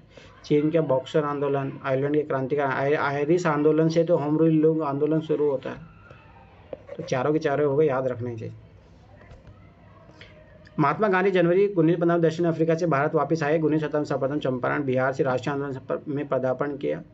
महात्मा गांधी के राष्ट्रीय आंदोलन में शामिल होने के पूर्व भारतीय स्वतंत्रता आंदोलन का अगर उग्रवादी चरण में प्रवेश हो गया था, याद रखो 1907 के बाद तथा युवा आंदोलनकारी ताकत के बल पर अंग्रेजों की सत्ता उखाड़ फेंकने की चुनौती दी जा रही थी। यहाँ से आकर क्रांतिकारी आंदोलन भी शुरू हो जाता 1909 से। युवाओं को इस कार्य की प्रेरणा इटली अबिसिनिया युद्ध 1898 में और चीन के बॉक्सर आंदोलन और आयरलैंड के क्रांतिकारी आंदोलन से सन 1905 के रूस जापान युद्ध में जापानी सेना की विजय की अंतर्राष्ट्रीय घटनाओं से प्राप्त हो रही थी। भारतीय क्रांतिकारी आंदोलन को सर्वाधिक प्रभावित जापान जैसे छोटे देश द्वारा रूस को पराजय करना। और रूस याद रखना उस टाइम यूरोप का पार्ट था, इसलिए बोला गया कि यूरोप को हराया जा सकता है। नहीं तो ना ये माइंड सेट बना दिया गया था कि यूरोप को कभी हराया ही नहीं जा सकता। तो सोचो इसने वो एक बोलते ना कि उस रूढ़िवादी प्रथा को तोड़ा इसने। फिर उसके बाद में शुरू होता है कि भारतीय भी हरा सकते हैं। फिर वहाँ से जो है क्रांतिकारी आंदोलन भी इसलिए शुरू होता है। जो वो छापा मार युद्ध प्रणाली होती है उसका चालू होने का भी पर्पज़ यही रहता है ना। एक क्वेश्चन आएगा इसमें आगे जाके जो 2024 में पूछा था ना अब की बार कि कल मैंने पढ़ा था कहीं पे, हाँ इसी पेपर में आएगा आगे। याद रखना जो वेद है ना, वेद जो है बाद में आते हैं उपनिषदों के, वो मतलब सेकेंड स्टेटमेंट सही था, आएगा इसी में आगे भी। निम्नलिखित में कौन सा ब्रह्मवादिनी थी जिसने कुछ वेद मंत्रों की रचना की थी? लोपामुद्रा, ये तो आप बहुत सुनते हो, ये चीज़ याद रखना। ऋग्वेद की अनेक रचनाओं की रचना स्त्रियों ने भी की। इनमें लोपामुद्रा थी, विश्ववारा थी, सिकाता थी, अपाला थी और घोषा थी। ये चीज़ याद रखना, इनके नाम याद रखना जब आप आंसर राइटिंग काम करते हो तो उसमें काम आएगा। मीमांसा दर्शन के अनुसार मुक्ति संभव है कर्म से। मीमांसा दर्शन के अनुसार मोक्ष या मुक्ति क्रम से ही संभव है। यह दर्शन कर्म को महत्व देता है। जो अपनी शक्ति अपूर्व से फल प्रदान करने में सक्षम है। दर्शन का प्रधान लक्ष्य कर्म की महत्ता को प्रतिपादित करना है। आत्मा के शरीर इंद्रियों में बाह्य पदार्थ से छुटकारा ही मोक्ष है। मोक्ष की अवस्था को कुछ मीमांसक ने आनंद में माना है। बौद्धिज्म जैनिज्म कितना इंपॉर्टेंट है। अणु सिद्धांत किसने प्रतिपादित किया था? जैन धर्म ने। याद रखना ही चाहिए। अणु मतलब छोटे से छोटा पार्ट, यह भी याद रख लो क्या है कि छोटे से छोटा पार्ट जो होता है अणुव सिद्धांत इसने चलो उससे दिया है, पर वो भी है कि छोटे से छोटा पार्ट होता है ना उसमें आत्मा होती है, मतलब ये भी एक वो है। तो जैनिज्म देखो कितनी बार रिपीटेशन क्वेश्चन पूछा है। अणुव सिद्धांत का प्रतिपादन जैन धर्म द्वारा किया गया था। पंच महाव्रत अर्थात अहिंसा, सत्य, असत्य, अपरिग्रह तथा ब्रह्मचार्य को गृहस्थ के लिए सरल ढंग से अपनाया जाने का विधान प्रस्तुत किया गया था। मुझे बताओ किसी को, चलो ये पूछता हूँ मैं क्वेश्चन, ये मुझे बताओ कि महावीर ने कौन सा जोड़ा था? 4 तो पहले से ही चल रहे थे, किसी को याद है? यस सर, ब्रह्मचर्य। हाँ, ये चीज़ याद रखना। 5वां महावीर ने जोड़ा था, 4 पहले से ही चल रहे थे। ये क्वेश्चन बन सकता है। इसी कारण गृहस्थ जीवन के संबंध में अणुव्रत कहा गया। इसमें कठोरता तथा अतिवादिता का अभाव है। तो ये अणुव्रत याद रखना कि उससे रिलेटेड है, गृहस्थ आश्रम से। मौर्योत्तर काल, अशोक अपने शिलालेखों में सामने किस नाम से उल्लेख हुआ है? अब देखो ये भी क्वेश्चन, अब देखो ना यहाँ पे ये क्वेश्चन है। देखो मैं बताना चाह रहा हूँ कि यूपीएससी माइंड में कैसे जो है क्वेश्चन आते हैं। अब देखो याद करो 2019 का क्वेश्चन, उसमें क्या था कि भाई कहाँ पे है अशोक का जो है उल्लेख किया गया है प्रियदर्शी, कौन से उस शिलालेख में? याद आया क्वेश्चन जो 2019 का क्वेश्चन था? सोचो। हाँ सर। डायरेक्ट क्वेश्चन पूछा है यहाँ से। अभिलेखों में अशोक को देवनाम प्रिय या देवनाम प्रियदर्शी राजा के संबोधन से संबोधित किया गया। सर्वप्रथम मार्च के अभिलेख में अशोक का नाम मिलता है। पहली बात तो ये चीज़ याद रखना। गुजरात लेख में भी उसका नाम अशोक ही मिलता है, ठीक है। पुराणों में अशोक के अशोक वर्धन नाम का उल्लेख मिलता है। इन्हीं उपाधि से उनकी महत्ता सूचित होती है। अशोक 273 ईस्वी पूर्व के लगभग मगध के राज शासन पर बैठा था। प्राचीन संस्कृत ग्रंथों में प्राप्त यवन प्रिय याद रखना, काली मिर्च को बोला जाता था क्योंकि भारत से ही यवन, याद रखना कि इसका अब ये भारत के मसाले बहुत फेमस थे, तो ये चीज़ भी याद रखना। यूनान और रोम में भारतीय काली मिर्च खाद्य पदार्थों को संरक्षित करने के लिए उपयोग में लाई जाती थी, इसलिए पर्याप्त लोकप्रिय थी और सर्वाधिक महंगे दामों पर बिकती थी। इसी कारण संस्कृत ग्रंथ में से यवन प्रिय कहा गया है। अब जो गुप्त काल में लिखित संस्कृत नाटकों में स्त्री और शूद्र बोलते थे प्राकृत भाषा, क्योंकि भाई स्वाभाविक की बात है कि संस्कृत भाषा तो विद्वानों की भाषा थी ना, नॉर्मल लोगों को तो ऐसे नहीं बोलने दिया जाता था। गुप्त काल को संस्कृत साहित्य का स्वर्ण युग माना जाता है। इसी काल में संस्कृत राजभाषा के पद पर आसीन हुई। जो स्त्री का वो दिया तो इसलिए सभी स्त्रियां ही इसे शुद्ध अरे नाटकों में, मतलब जितने संस्कृत नाटक काव्य लिखे गए उसमें जो है ये संस्कृत नाटकों में स्त्री और हाँ, तो और क्या, मतलब ऐसा नहीं सभी स्त्रियाँ भी नहीं। अब ऐसा भी राजा जब ये क्या बोला कि भाई राज सिंहासन के जो, मतलब हो सकता है राज सिंहासन में जो होती है वो तो बोलती हो ना संस्कृत, पर ऐसा नहीं सारी नहीं बोला, ऐसा कुछ वर्ड लिखा है किसमें। गुप्त शासक स्वयं संस्कृत भाषा और साहित्य के प्रेमी थे। इस काल में लिखित संस्कृत नाटकों में स्त्री और शूद्र प्राकृत बोलते थे। याद रखना, इसीलिए यूपीएससी यहाँ से क्वेश्चन पूछती है। जब क्यूआर बना है ना, दोनों क्वेश्चन यहीं से है, गुप्त काल से। अभी देखना इस क्वेश्चन में आएगा। इस काल में प्रमुख नाट्यकारों में कालिदास था, कालिदास से यूपीएससी क्वेश्चन पूछा। विशाख दत्त था, शूद्रक थे। कालिदास द्वारा रचित नाटकों में मालिका, देखो ये 2016 का क्वेश्चन, 2016 या 17 का क्वेश्चन याद आया? मैंने बोला था कि उसमें लड़का लड़की दोनों का नाम होगा। विक्रम वोशियम, अभिज्ञान शकुंतलम संपूर्ण संस्कृत साहित्य का सर्वोच्च नाटक है। कालिदास को भारत का शेक्सपियर भी कहा जाता है। विशाख दत्त कृत मुद्रा राक्षक, देवी चंद्रगुप्तम, शूद्रक कृत और मत्स्य कट्टिकम प्रसिद्ध नाटक है। अब देखो गुप्त काल इसीलिए इंपॉर्टेंट नहीं है, उसके कितने क्वेश्चन बनाए भाई यहाँ से। शून्य का आविष्कार किया था भाई, किसने किया था? किसी अज्ञात भारतीय ने, मतलब अभी तक इसका पता नहीं चला है शून्य का आविष्कार। अरे ना, लेकिन इसका डिबेट चलता है कि भारत ने किया, आर्यभट्ट ने किया था ना सर? अरे नहीं, ये कंफर्म वो नहीं है। शून्य का आविष्कार किसी अज्ञात भारतीय द्वारा किया था, जिसका उल्लेख प्रयोग आर्यभट्ट ने पहली बार किया, इसका प्रयोग किया था और उल्लेख किया था, याद रखना। आर्यभट्ट 5वीं शताब्दी महान भारतीय गणितज्ञ थे जिन्होंने पाई का मान परिभाषित किया था। याद रखना, आर्यभट्ट ने पाई का मान बताया था। अब ये थोड़ा बहुत याद रखना कि कौन कौन सा, ये क्वेश्चन याद करो। 78 ईस्वी का किसका है? कुषाण शासकों का है। तो सर अब ऐसे क्वेश्चन नहीं आते ना? नहीं, इस टाइप के क्वेश्चन नहीं है। फिर भी देख लो, देखो ए का 4 है विक्रम स्वतंत्र, ये 58 ईस्वी पूर्व शुरू होता है। बी का शक स्वतंत्र शुरू होता है ये 78 ईस्वी में। गुप्त स्वतंत्र शुरू होता है कब? 320 ईस्वी में। कली संस्करण होता है 3010 ईस्वी। छोड़ो ये सब, पर देखो मैं 2000 कब आया था ना वो क्वेश्चन, याद देखो यहाँ पे है। प्रश्न अनुसार विक्रम संवत की स्थापना जो भी है इधर होती है। समय 28। भारत में शक संवत पर आधारित राष्ट्रीय पंचांग है, बस यही याद करो। वो 21 मार्च वाला याद आया क्वेश्चन, वो यही क्वेश्चन है, ये वाला क्वेश्चन। देखो 22 मार्च 1970 सरकारी उद्देश्य के लिए अपनाया गया था। 21-22 मार्च लिखा भी था उसमें। बस ये चीज़ याद रखना कि जो भारतीय जो हिंदू कैलेंडर चलता है ना वो इसके आधार पर चलता है। निम्नलिखित किसने न्यूटन से पूरी बता दिया था कि सभी वस्तुएं पृथ्वी की ओर गुरुत्वाकर्षित होती है? ब्रह्मगुप्त। अब देखिए यूपीएससी उस टाइम भी थोड़ा थोड़ा खेलता था, बुद्धगुप्त और ब्रह्मगुप्त एक ही है, इन दोनों में से आंसर होगा। ऐसा नहीं है कि वो चीज़ ऐसे बनी है भाई, वो रियलिटी है, तो ये चीज़ याद रखना। 7वीं शताब्दी में के वैज्ञानिकों ब्रह्मगुप्त ने बताया कि पृथ्वी में आकर्षण शक्ति है जिससे उन सभी पदार्थों को अपनी ओर खींचती है। आर्यभट्ट ने यह पता लगाया कि पृथ्वी गोल है तथा सूर्य के चारों ओर घूमती है। उसमें नक्षत्रों के स्थानों को भी हिसाब लगाया। वह चंद्रग्रहण और सूर्यग्रहण के कारणों को समझता था। उसकी पुस्तक का नाम आर्यभट्टियम है। आर्यभट्ट ने त्रिभुज के क्षेत्रफल निकालने का नियम बना फलत त्रिकोणमिति की प्रगति की। याद करो 2012 या 13 का क्वेश्चन है जिसमें सारे फैक्ट पूछे गए हैं। अब ये देखो, ये डायरेक्ट रिपीटेड आया ये क्वेश्चन, याद बताओ। सेम एकदम डिक्टो, ऑप्शन भी चेंज नहीं किया है। अरे बताओ, यस सर। ऑप्शन भी चेंज नहीं किया, सोचो ऑप्शन भी तो मैं फिर बार था, देखो मतलब यूपीएससी ऐसा नहीं है भाई, बहुत क्वेश्चन पूछती है।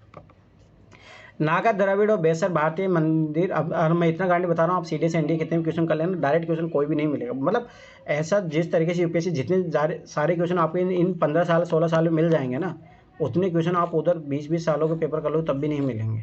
और मेरा माने देखो टाइम के अनुसार जो है चीज़, अगर देखो मैं एक चीज़ हकीकत बताओ, ध्यान से बताना ये चीज़, ओनली अगर आप यूपीएससी टारगेट कर रहे हो, ओनली यूपीएससी आपका टारगेट है, तब कोई ज़रूरत नहीं है सीडीए एनडीएस ये पेपर करने की, अगर ओनली यूपीएससी टारगेट है। अगर आप पीसीएस भी टारगेट कर रहे हो साथ में, ठीक है, अगर आप यूपीएससी के एनडीए सीडीएस सीएपीएफ ईपीएफओ ये सब देना चाहते हो तो फिर आप करो, फिर तो ज़रूर करना चाहिए मेरा मानना। अगर आप ओनली यूपीएससी कर रहे हो तो कोई ज़रूरत नहीं है, ये चीज़ याद रख लेना। नागा द्रविड़ वैसे भारतीय मंदिर वास्तु की 3 प्रमुख शैली है। नागा शैली उत्तर भारत में हिमालय से लेकर विंध्य तक फैली हुई है। नागा शैली निमित्त मुख्य मंदिर मुक्तेश्वर मंदिर, लिंगराज मंदिर, विश्वनाथ मंदिर, कंदेरिया का महादेव मंदिर। नागा शैली को विकसित करने में गुजरात के चालुक्य या सोलंकी शासकों की महत्वपूर्ण भूमिका रही है। नागरा द्रविड़ शैली के तत्वों से मिलकर बनी बेसर शैली विंध्य से कृष्णा नदी तक फैली है। इस शैली के मुख्य मंदिर है महाराष्ट्र के थाना जिले में स्थित अंबरनाथ का मंदिर, खानदेश में नासिक में बने कुछ मंदिर। द्रविड़ शैली कृष्णा नदी के दक्षिण में कन्याकुमारी अंतरद्वीप होगा ये तक विकसित थी। इनमें चट्टानों के काट कर मंदिर बनाए गए थे। इस शैली में के अंतर्गत बने मुख्य मंदिर मामल्लपुरम का रथ मंदिर, चिनाई के बने काची के कैलाशनाथ मंदिर में वैकुंठ पेरुमल के मंदिर। इसके निर्माता पल्लव थे, पल्लव याद रखना, दक्षिण में थे। चोल काल में निर्मित नटराज। अब देखो ये 1993 का क्वेश्चन रिपीट कर दिया। आप यहाँ से भी देख सकते हो कि कैसे यूपीएससी, देखो इसी क्वेश्चन उधर पूछा था और इधर देखो उल्टा घुमा के पूछ लिया। देवगिरी पर ये कौन सी भाई चतुर्भुज थी ये। और आप देखो नटराज की मूर्ति तो कौन नहीं जानता भाई भारत में। स्थापत्य कला के साथ साथ दक्षिण कला के क्षेत्र में चोल शासकों के कलाकारों ने सफलता प्राप्त की। उन्हें पत्थर तथा धातु की बहुसंख्यक मूर्तियों का निर्माण किया। उनके द्वारा निर्मित मूर्तियों में देवी देवता की मूर्तियाँ अधिक है। धातु मूर्तियों में कांस्य मूर्तियों का निर्माण अधिक हुआ है। इसमें स्वादिष्ट सुंदर मूर्ति नटराज शिव की कांस्य मूर्तियाँ जो बहुत बड़ी मिलती है, जो प्राय चतुर्भुज थे। और यूपीएससी तुम्हें पता है मेंस में भी क्वेश्चन पूछा, 2013 क्वेश्चन जाके देखना। हिंद भारत की जनता के संदर्भ में हिंदू शब्द का प्रयोग प्रथम किसने किया था? अरबों ने किया था, क्योंकि वो याद रखना इसीलिए सिंधु नदी थी ना, सिंधु नदी, इसलिए भाई सिंधु नदी के पास में बसने वाले लोगों को क्या बोल दिया उन्होंने? हिंदू।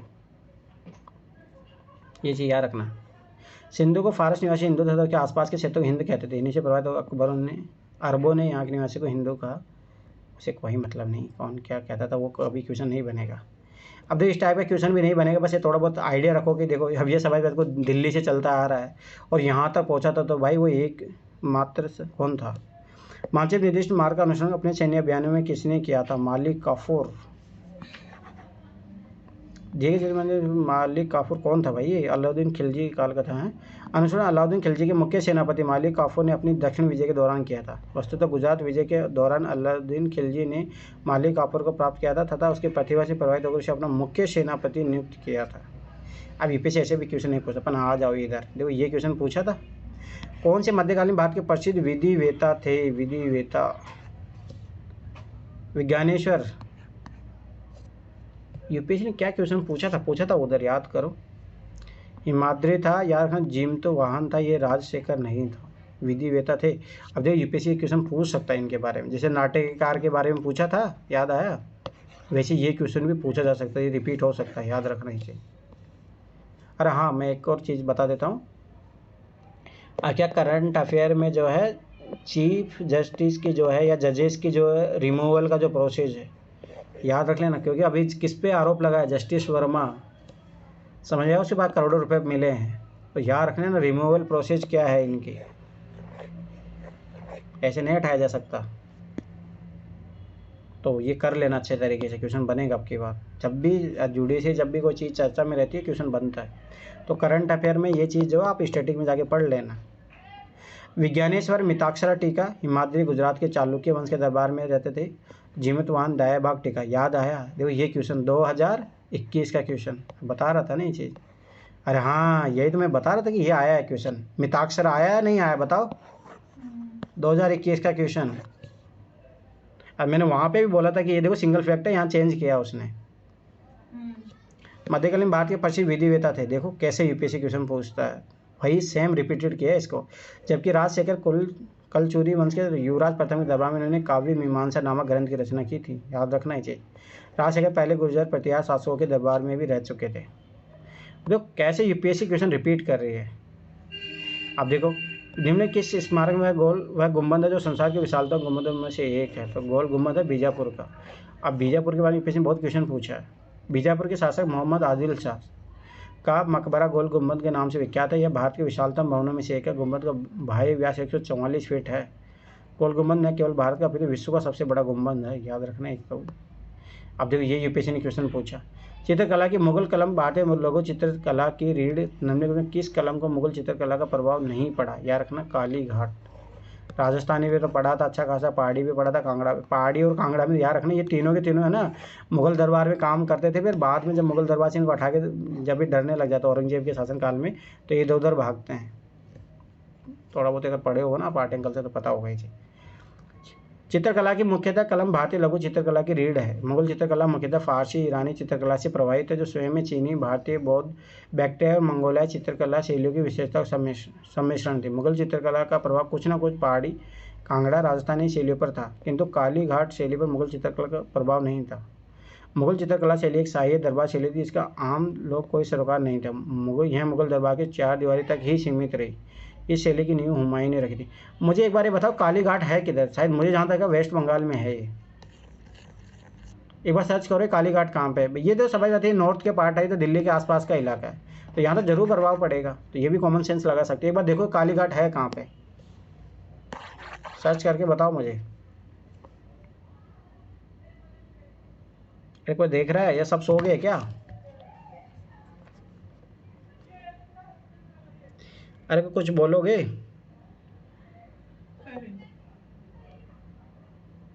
वही होगा। आप क्या बोलते हैं वो वहाँ की गंगा को काली गंगा बोलते हैं ना, वही होगा कालीघाट। पश्चिम बंगाल में कोलकाता में। सही है ना, मैंने बोला था जो। अब सोचो देखो वो भी ट्रिक लगा सकते हो आप। ये सब नॉर्थ वाले पार्ट है। कांगड़ा वांगड़ा कहाँ है? उत्तराखंड, ये इधर हिमाचल प्रदेश में है। ये पहाड़ी इलाका भी उत्तराखंड को बोला, राजस्थानी तो हो गया। तो ये तो भाई नॉर्थ के इलाके ये बिल्कुल उधर हो गया, तो वहाँ पे कैसे प्रभाव पड़ेगा? ठीक, याद रखना ये चीज़। मोडी लिपि का प्रयोग किनके अभिलेखों में किया जाता था? मराठाओं में किया जाता था। बस मराठा साम्राज्य की स्थापना इसने की। बस भक्तिकालीन संतों की प्रेरणा से मराठा राज्य के अभ्युदय में सहायता मिली। शिवाजी का आध्यात्मिक गुरु रामदास थे। छोड़ो। अष्टप्रधान नाम का मंत्री परिषद मराठा प्रशासन में। और अष्ट दिग्गज कहाँ था? याद आया? विजयनगर साम्राज्य में। याद रखना ये चीज़, मैंने उस दिन भी बोला था। तो ये चीज़ें पता होनी चाहिए। देखो इसमें दिया भी है। शिवाजी ने अपने राज्याभिषेक के अवसर पर अपनी मंत्री परिषद अष्टप्रधान मंडल के नियमों तथा कर्तव्यों के साथ अपनी प्रशासनिक योजना घोषित की। मंत्री परिषद के 8 मंत्री निम्नलिखित थे। पेशवा था, यही तो सबसे महत्वपूर्ण होता था। यह राजा का प्रधानमंत्री होता था। यह प्रशासन के सभी कार्य संपादित करता था, इसीलिए पेशवाओं का आगे चलता है। जब शिवाजी खत्म हो जाता तो पेशवा ही संभालते हैं। मजबूदार अथवा अमात्य, याद रखिए ये भी यूपीएससी क्वेश्चन पूछा है, क्वेश्चन याद है। वित्तीय और राजस्व मंत्री। वाक्या नवीस, इसका कार्य आज के गृह मंत्री के समान होता था। दबीर, देखो है ना, अगर आपका यूपीएससी अगर बोल रहे हैं कि छावा मूवी, तो वो नहीं पूछेगा छावा मूवी, ये जरूर पूछ सकता है। तो ये चीज़ याद रखना कि मराठा से रिलेटेड जो भी क्वेश्चन आए हुए हैं पीवाईक्यू में, वो रिपीट हो सकता है। दबीरा सुमंत, यह विदेश मंत्री होता था। सुमंत यूपीएससी में पूछा हुआ है। सबनी सत्ता सचिव, यह शाही पत्र व्यवहार कार्य देखता था। पंडित राव, धर्म मंत्री होता था। सर ए नौबत, ये प्रमुख सेना नायक होता था। न्यायाधीश, मुख्य न्यायाधीश होता था। तो ये इस टाइप के क्वेश्चन तैयार करके रखो। अभी देखिए कौन सा युद्ध में सही सम्मिलित है, तो ये कौन सा है, ओनली वांडीवास का युद्ध हुआ था, फ्रांसीसी युद्ध ईस्ट इंडिया कंपनी का। हाँ, अरे बक्सर का युद्ध मीर जाफर विरुद्ध कलाइव, अरे नहीं, मीर जाफर तो उनकी टीम का मेंबर था। चलिए, चिली आवाला का युद्ध, खरदा का युद्ध, खरदा का युद्ध तो एक महारानी का संबंध होता है इससे। चलो देखो यहाँ पे 1760 में अंग्रेजी सेना ने सर आयरकूट के नेतृत्व में वांडीवास के युद्ध में, याद रखना, फ्रांसीसी को बुरी तरह शिकस्त दी। यहाँ से फ्रांसीसी खत्म हो जाते हैं। बुस्सी को अंग्रेज सेना ने कैद कर लिया, पांडिचेरी को छीन लिया तथा जिंजी और माही पर अंग्रेजों का कब्जा हो गया। वांडीवास का युद्ध फ्रांसीसियों के लिए निर्णायक युद्ध था। बक्सर के युद्ध 1764 में एक और मुगल सम्राट शाह आलम द्वितीय था, याद रखना ये चीज़। अवध का नवाब था सुजाउद्दौला तथा मीर कासिम था।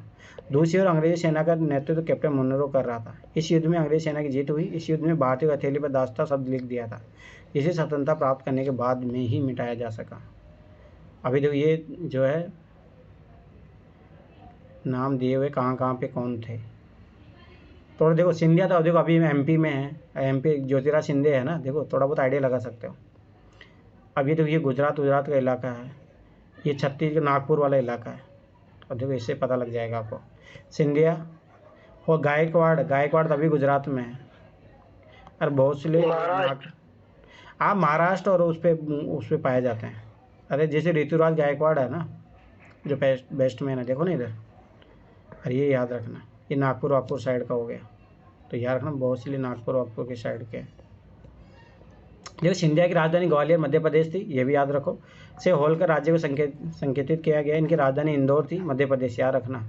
और गायकवाड़ राज्य चिन्हित किया गया, इनकी राजधानी बड़ौदा गुजरात थी, ये मैंने बताया था नहीं। हाँ, भोसले जो राज्य दिखाया गया, इनकी राजधानी नागपुर, देखो। तो मतलब ये चीज़ तो कॉमन सेंस याद रखना। हुगली को बंगाल की खाड़ी में समुद्री लूटपाट के लिए किसने अड्डा बनाया था? पुर्तगालियों ने। शाहजहाँ के समय सोचो ये कर रहे थे उस टाइम, मुगल गवर्नर कासिम खान ने उनका दमन किया था। फिर अब ये इस टाइप क्वेश्चन नहीं बनेगा, छोड़ो। जनजाति लोगों के संबंध में आदिवासी शब्द ठक्कर बाबा ने किया था, ठक्कर बाबा,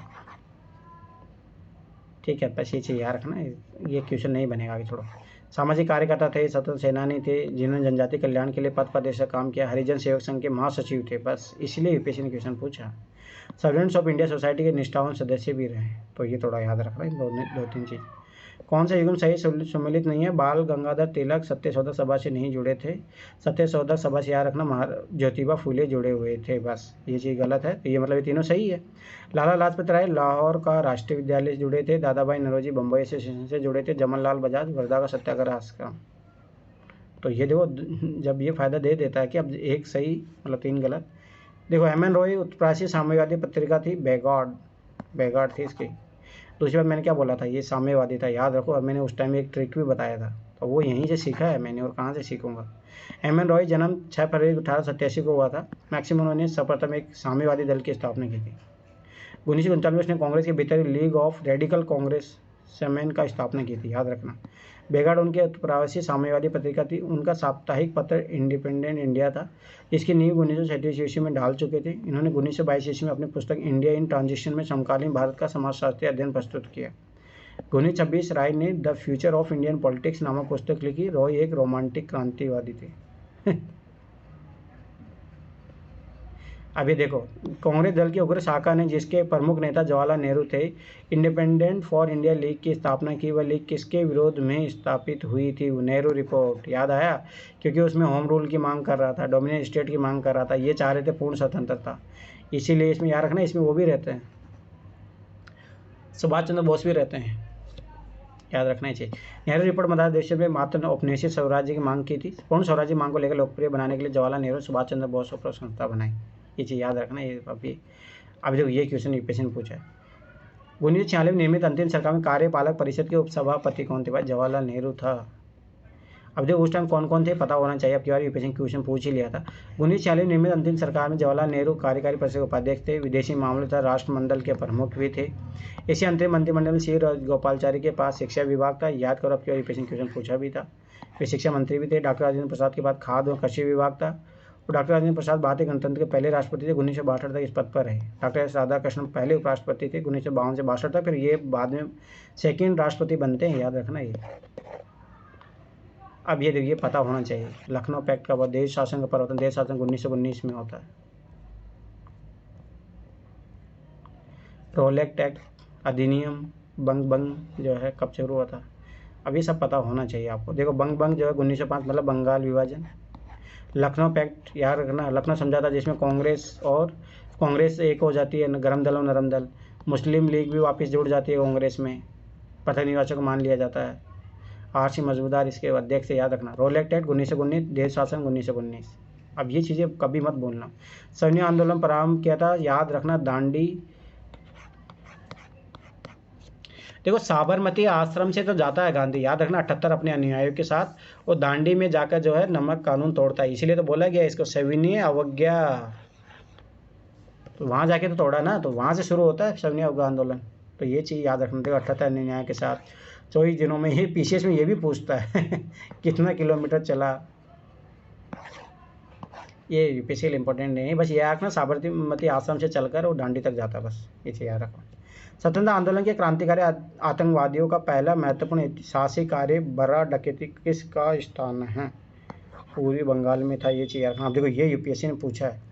ढाका अनुशासन समिति की स्थापना पुलिन दास ने की थी। स्वतंत्रता आंदोलन के क्रांतिकारी आतंकवादियों का पहला शासकीय कार्य बड़ा डकैती था। बड़ा डकैती कांड 2 जून 1908 को पूरी बंगाल में था, जिसका ढाका अनुशासन समिति का हाथ में था। तो मैंने क्या बोलता हूँ, उसी टाइम से हो जाता है। जब ये पता निर्वाचक दे देते हैं ना मुसलमानों को, फिर ये समझ जाते हैं कि भाई फूट डालो राज करो की राजनीति कर रहे हैं लोग। 1995 तक हुआ या नहीं हुआ?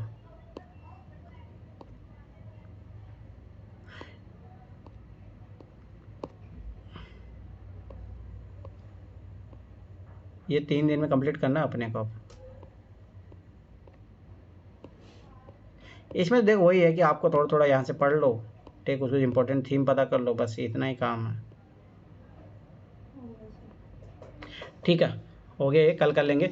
कल अपना टारगेट रहेगा 1996 से लेके 2000 तक, फिर 2000 से 2005, 2005 से 2010। ठीक है, अब उसके बाद में जो है, अरे हाँ मैं आज जो बता ही रहा था कि अपने एनसीईआरटी शुरू करेंगे, तो चलो भी लो। तो मैं कुछ चीज़ें बता रहा हूँ, पढ़ के आना। कल मैं पढ़ाऊँगा, मैं कभी पढ़ाऊँगा वो लिंक भेज दूँगा, जिसको ज्वाइन करना हो कर लेना, नहीं बाद में रिकॉर्डिंग क्लास देख लेना। सबसे पहले शुरुआत करेंगे, एक चैप्टर है एनसीईआरटी में, जो पिन किए थे, पिन किया भी था उधर, मैं पहले भेजा भी हूँ, पर उन चैप्टर को पढ़ेंगे अपन अब, भाई वो ज़रूरी ठीक है। है ना सर? हिस्ट्री नहीं, वो साथ में हिस्ट्री तो आप इधर से पढ़ते रहो।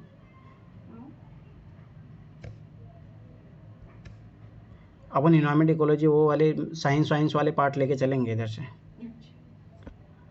जहाँ से डायरेक्ट क्वेश्चन बनाता है यूपीएससी। अभी मैं बता देता हूँ, कल पढ़ के आना। देखो केमिस्ट्री की बुक है, इसमें तो है ना 2-3 चैप्टर है जो पढ़ने ही है, मस्ट है। अरे रुको, मैं ये गलत खोल रहा हूँ, यहाँ से उस ऐप से खोलता हूँ, रुको।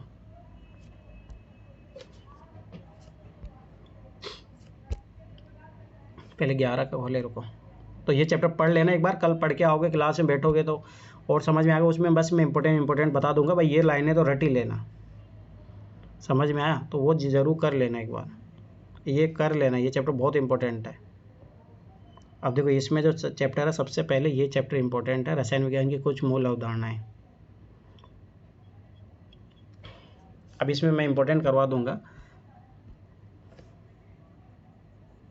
अब यहाँ से बहुत बार क्वेश्चन बने हैं, मतलब मेरा मानना है, ठीक है। तो एक तो ये चैप्टर है जो आपको पढ़ के आना है, जहाँ से यूपीएससी में बहुत बार क्वेश्चन बना है। देखो अजंता एलोरा में, मतलब इसमें थोड़ा हिस्ट्री का भी दिया हुआ है, ठीक है। यहाँ से क्वेश्चन मिलेगा आपको, ठीक है। एक बार पढ़ लेना, ठीक है, फिर कल अपन इसको पढ़ लेंगे, ठीक है। बेसिक जो चीज़ें हैं यहाँ से देखो। आपके यहाँ जो सीसेट में क्वेश्चन आया था, कौन सी क्लास का सर ये? 11th क्लास का पहला चैप्टर है केमिस्ट्री का, ठीक है। तो ये बहुत अच्छा है, ठीक है। अब ये देखो ये आखिरी में काम का नहीं है, तो मैं वो हटवा दूंगा, परंतु एक बार पढ़ लेना है चैप्टर को, ठीक है। ये बहुत इंपॉर्टेंट है, याद रखना। सर ये समझ नहीं आया तो? अरे कोई ज़रूरत नहीं समझने की, वो तो मैं कल करवा दूंगा ना, कौन सा इंपॉर्टेंट है, ठीक है। अब देखो ये परमाणु संरचना कोई काम का नहीं, तत्वों का वर्गीकरण गुणधर्म ये भी कोई काम का नहीं, रासायनिक आबंध, द्रव्य अवस्था, उष्मा गति, साम्य अवस्था, ये कोई काम के नहीं। बस एक चैप्टर काम का है इसमें, जो अपन पढ़ेंगे, ठीक। अब आगे देखो, यहाँ से एक चैप्टर मिलेगा जहाँ से हर साल क्वेश्चन आता है। अपोची अभिक्रिया, hydrogen S block, P block, कार्बनिक रसायन, कुछ आधारभूत सिद्धांत। ये देखो पर्यावरणीय रसायन इंपॉर्टेंट है, पर एक बार ये भी देखो कार्बनिक। ये ऐसे क्वेश्चन है ना जो 4-5 क्वेश्चन जो आपके जो मिलेंगे यहाँ से देखना, बहुत डायरेक्ट यूपीएससी। देखो ये ऐसे चैप्टर कोई पढ़ता भी नहीं यार, यूपीएससी यहाँ से खूब बार क्वेश्चन पूछी है, खूब। अब जो मैं इन्वायरमेंट केमिस्ट्री वाला जो बताऊंगा ना, उसमें देखना 2024 में भी आया है। तो इसीलिए बता रहा हूँ, ये चैप्टर इनका कोई का ध्यान नहीं रहता है, तो अपन इन चैप्टर को जरूर अच्छे से करके जाएंगे। और मैं पहले बता रहा हूँ, इवन ओड ईयर में पेपर एनसीईआरटी से आता है और अच्छा खासा पेपर बनेगा, इसे याद रख लेना। तो अपन जो ये वाले पार्ट है वो नहीं छोड़ के जाने बिल्कुल भी।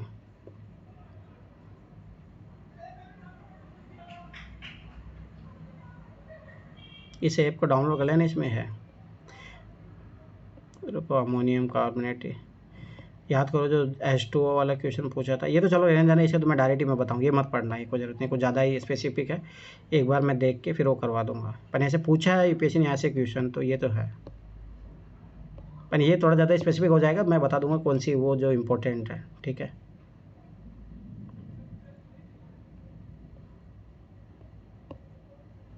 छोड़ो, आज मैं इस पर काम भी कर लूँगा, तो सारे अपन मतलब आज कल अपना टारगेट रहेगा, जब भी मैं दिन में रहूँगा तभी, या जो भी है एक बार मैं पढ़ा दूंगा इन चैप्टर। सबसे इम्पोर्टेंट चैप्टर है जो रटना ही है, ये चैप्टर बहुत इम्पोर्टेंट है, जो आप लोगों को रटना है। कौन सा चैप्टर? पर्यावरण रसायन वाला, जो पॉल्यूशन वाले क्वेश्चन यहीं से आते हैं। जब की बार भी आया था, एसिड रेन वाला 2022 में भी आया था, 2013 कौन सी क्लास का है ये और कौन सी बुक है? 11th की है केमिस्ट्री। ये है चैप्टर जो रटना ही है। मैं अभी बता रहा हूँ, 2 क्वेश्चन तो मिनिमम 2 क्वेश्चन, ठीक है, जरूर मिलेगा आपको। इस चैप्टर को रट लेना, बहुत इम्पोर्टेंट है। देखो सल्फर के ऑक्साइड है, जो आपकी बार पूछा ही था, कहाँ पे है, ठीक है। ये चीज ओल्ड वाली एनसीईआरटी है कि न्यू वाली है? ये न्यू में नहीं है, ओल्ड एनसीईआरटी में मिलेगा, तो उस ऐप में जाके देख लेना। देखो green house gas effective UPSC ने पूछा है इस चैप्टर से, मतलब 10 क्वेश्चन आए हुए। देखो एसिड रेन, यूपीएससी ने 3 बार पूछ लिया एसिड रेन। ये चैप्टर बहुत इंपॉर्टेंट है, ये रटना ही है आप लोगों को। अब देखो जो आपकी बार आया था, देखो ये पढ़ो, कोयला मतलब कहाँ कहाँ से मिलता है, ये शक्ति संयंत्र याद रखना, पावर प्लांट याद रखते, उसी से ये क्वेश्चन सॉल्व हो जाता। 2024 वाला, 2024 का भी यहीं से आया है, तो ये बहुत इंपॉर्टेंट है। कणिका प्रदूषण याद आया, 2019 का क्वेश्चन था, ठीक है। यहाँ से मतलब बहुत क्वेश्चन मिलेंगे आपको, बहुत क्वेश्चन। स्मोक वाला याद आया, प्रकाश राशि धूम कोहरा 2012-13 का क्वेश्चन है, ये डायरेक्ट क्वेश्चन यहीं से है, ठीक है। तो यहाँ से आपको बहुत क्वेश्चन मिलेंगे। क्या हुआ सर? कौन सी क्लास की एनसीईआरटी है? ये 11th एनसीईआरटी है केमिस्ट्री का। देखो ओजोन छिद्र वाला क्वेश्चन यूपीएससी ने पूछा है, मतलब यहाँ से आपको जरूर मिनिमम 1 क्वेश्चन, मैक्सिमम 2 क्वेश्चन मिल सकते हैं। जल प्रदूषण के बारे में यूपीएससी ने क्वेश्चन पूछा है। ये रेडियोधर्मी पदार्थ याद करो, यूरेनियम वाला 2012-13 का क्वेश्चन, मतलब बहुत क्वेश्चन बने यहाँ से लगभग भी। मेरा मान लो, देखो बीओडी सीओडी वाला क्वेश्चन, अच्छा ये सेकंड पार्ट में है ना? हाँ सेकंड पार्ट में लेड के बारे में। ये चैप्टर रट लेना, ये चैप्टर रट लेना, मैं गारंटी साथ बता रहा हूँ, अभी आपका 2 क्वेश्चन फिक्स हो जाएंगे। ये चैप्टर बहुत मस्ट है। सोइल पोल्यूशन जो सर बता रहे थे ना, वो सब यहीं से मिल जाएंगे आपको, कहीं इधर उधर से पढ़ने की जरूरत है ही नहीं। तो ये चीज़ याद रख लेना, ये देखो ये बहुत इम्पोर्टेंट है, इस चैप्टर को तो रट जाना आप, वेरी वेरी इम्पोर्टेंट है, ठीक है। तो ये चैप्टर है जो आपको बहुत अच्छे से पढ़ के जाना है। और देखना इस 2011 से लेकर 2024 तक बता रहा हूँ, कम से कम 10 क्वेश्चन मिलेंगे इसी चैप्टर से आपको। तो ये चीज़ याद रखना, ये चैप्टर आपको रटना ही है, रटना है ये चैप्टर तो पूरा का पूरा, ठीक है। और जो फिजिक्स में तो शायद एक भी चैप्टर नहीं है, ठीक है, पर फिर भी एक बार मैं आज चेक कर लूँगा दोबारा। आज इस पे आज अपना टारगेट रहेगा, जब भी मैं कल दिन में करवाऊँगा इस चैप्टर को, तो मतलब फिजिक्स और केमिस्ट्री के 11th-12th के चैप्टर अपन खत्म करेंगे, फिर बायोलॉजी करेंगे। बायोलॉजी के 11th और 12th के 10 या 12 चैप्टर है जो इतने इंपॉर्टेंट है। हर साल यूपीएससी मैंने आपकी बार बताया एक ही चैप्टर से 3-3 क्वेश्चन पूछे हैं 2024 में, सोचो एक ही चैप्टर से। अब एक बार 12th की अब तो ज़्यादा इंपॉर्टेंट नहीं है वैसे, पर फिर भी एक बार देख लेंगे उसमें। तो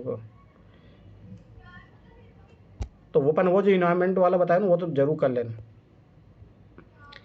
अब देखिए इसमें ओल्ड एडिशन में देखते हैं, ठोस अवस्था, विलयन, विद्युत रसायन, रासायनिक बलगति, फिर भी मैं इनको थोड़ा डिटेल में जाके देख लूँगा, कुछ मिलेगा तो इसमें। देखो जैसे अब ऐसे तो कुछ भी नहीं है चैप्टर इसमें काम का, ठीक है। इस बायोलॉजी में मिलेगा। अब देखो यहाँ से ज़रूर मिलेगा आपको, मतलब फिर भी देखो ये दैनिक जीवन में रसायन ये इंपॉर्टेंट है, ये वाला चैप्टर, वो वाला चैप्टर जो आपका है ना बहुत इंपॉर्टेंट है। तो ये मैं आज फिर एक बार दोबारा इनको ऐसे मैं भेजा भी हूँ, पहले पर इनको मैं पढ़ा भी दूंगा तो मेरा भी तैयारी हो जाएगा। और दूसरी बात मैं उसमें हाईलाइट करवाऊँ, तो इनके है ना PDF निकाल ही लेना, जैसे इंपॉर्टेंट चैप्टर इनका PDF निकाल के जो मैं हाईलाइट करवाऊँगा उनको कर लेना। और वो चीज़ याद रखना, वो रट्टा ही मारना है, क्वेश्चन बनेंगे, मैं पहले बता रहा हूँ। बात बनते आए तो आप क्यों नहीं बनेंगे, आप खुद ही सोचो। फिर अपन है ना जैसे 12th की बायोलॉजी कर लेंगे, उसके बाद में करेंगे अपन बायोटेक वाले, पर वो इंग्लिश में अपन पढ़ेंगे भाई, चाहे इंग्लिश हो हिंदी हो चाहे कुछ भी हो। बायोटेक्नोलॉजी वाले सारे क्वेश्चन जो उधर से आए हैं इंग्लिश में जो है वो इंग्लिश में पढ़ेंगे, अपन पढ़ेंगे, वो मैंने इंपॉर्टेंट चैप्टर भेजे भी थे, परंतु मैं अलग से करवाऊंगा अभी। कंप्यूटर वाले जो है टेक्नोलॉजी वाले सारे क्वेश्चन वहीं से हैं, सारे दिए है NCERT ने। तो भाई सारे क्वेश्चन NCERT से आएंगे, अपने को पता है, तो क्यों फालतू इधर उधर पढ़ेंगे अपन। अभी देखो दैनिक जीवन में रसायन, ये भी बहुत इंपॉर्टेंट है।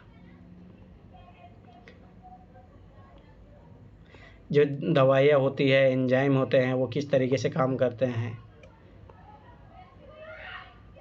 ठीक है। तो ये थोड़ा उससे रिलेटेड है, इसलिए थोड़ा काम का है ये। पर वो जो है पर्यावरण रसायन वाला वो बहुत इंपॉर्टेंट है, इसमें तो फिर भी एक बार ज़्यादा देखना नहीं पड़ेगा, पर हाँ ये थोड़ा पता होना चाहिए आपको। एस्पिरिन काम क्या करती है, ये सब छोटा मोटा दवाइयों के बारे में है। जिनका बायोलॉजी अच्छा होगा वो समझा भी देना। पर यहाँ से क्वेश्चन बन सकता है, क्योंकि डेली लाइफ का है क्वेश्चन ये, मतलब वो चैप्टर है तो ज़्यादा बड़ा है भी नहीं, ठीक है।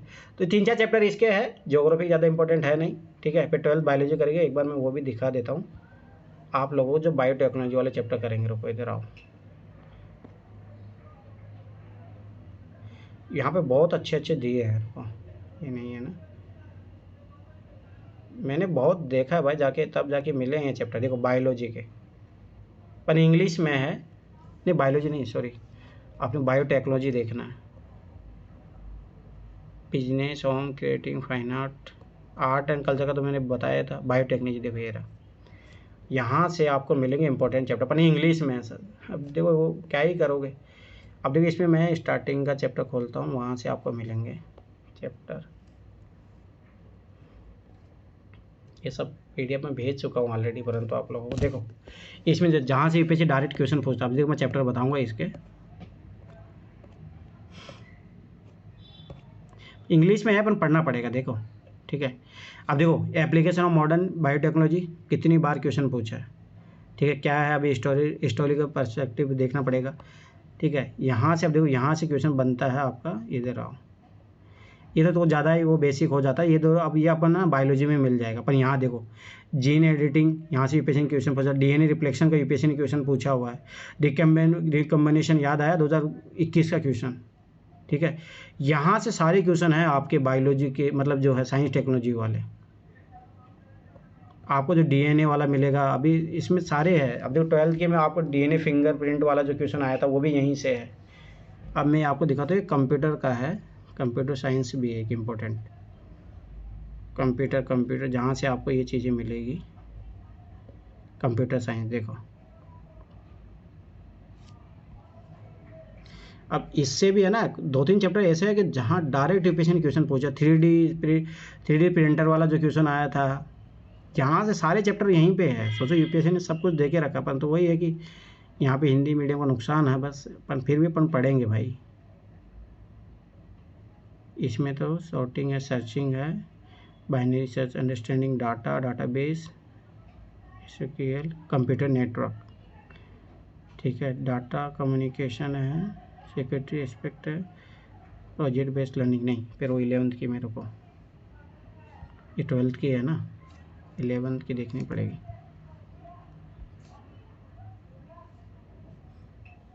तो ये कुछ चीज़ें हैं जो कोई नहीं, मतलब किसी को आइडिया भी नहीं है, परंतु यहाँ से यूपीएससी ने बहुत सारे क्वेश्चन उठाए।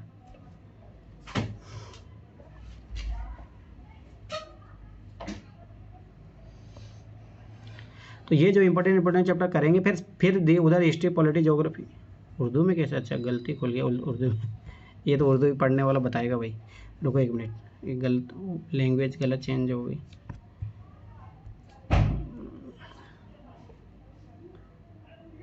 Computer science,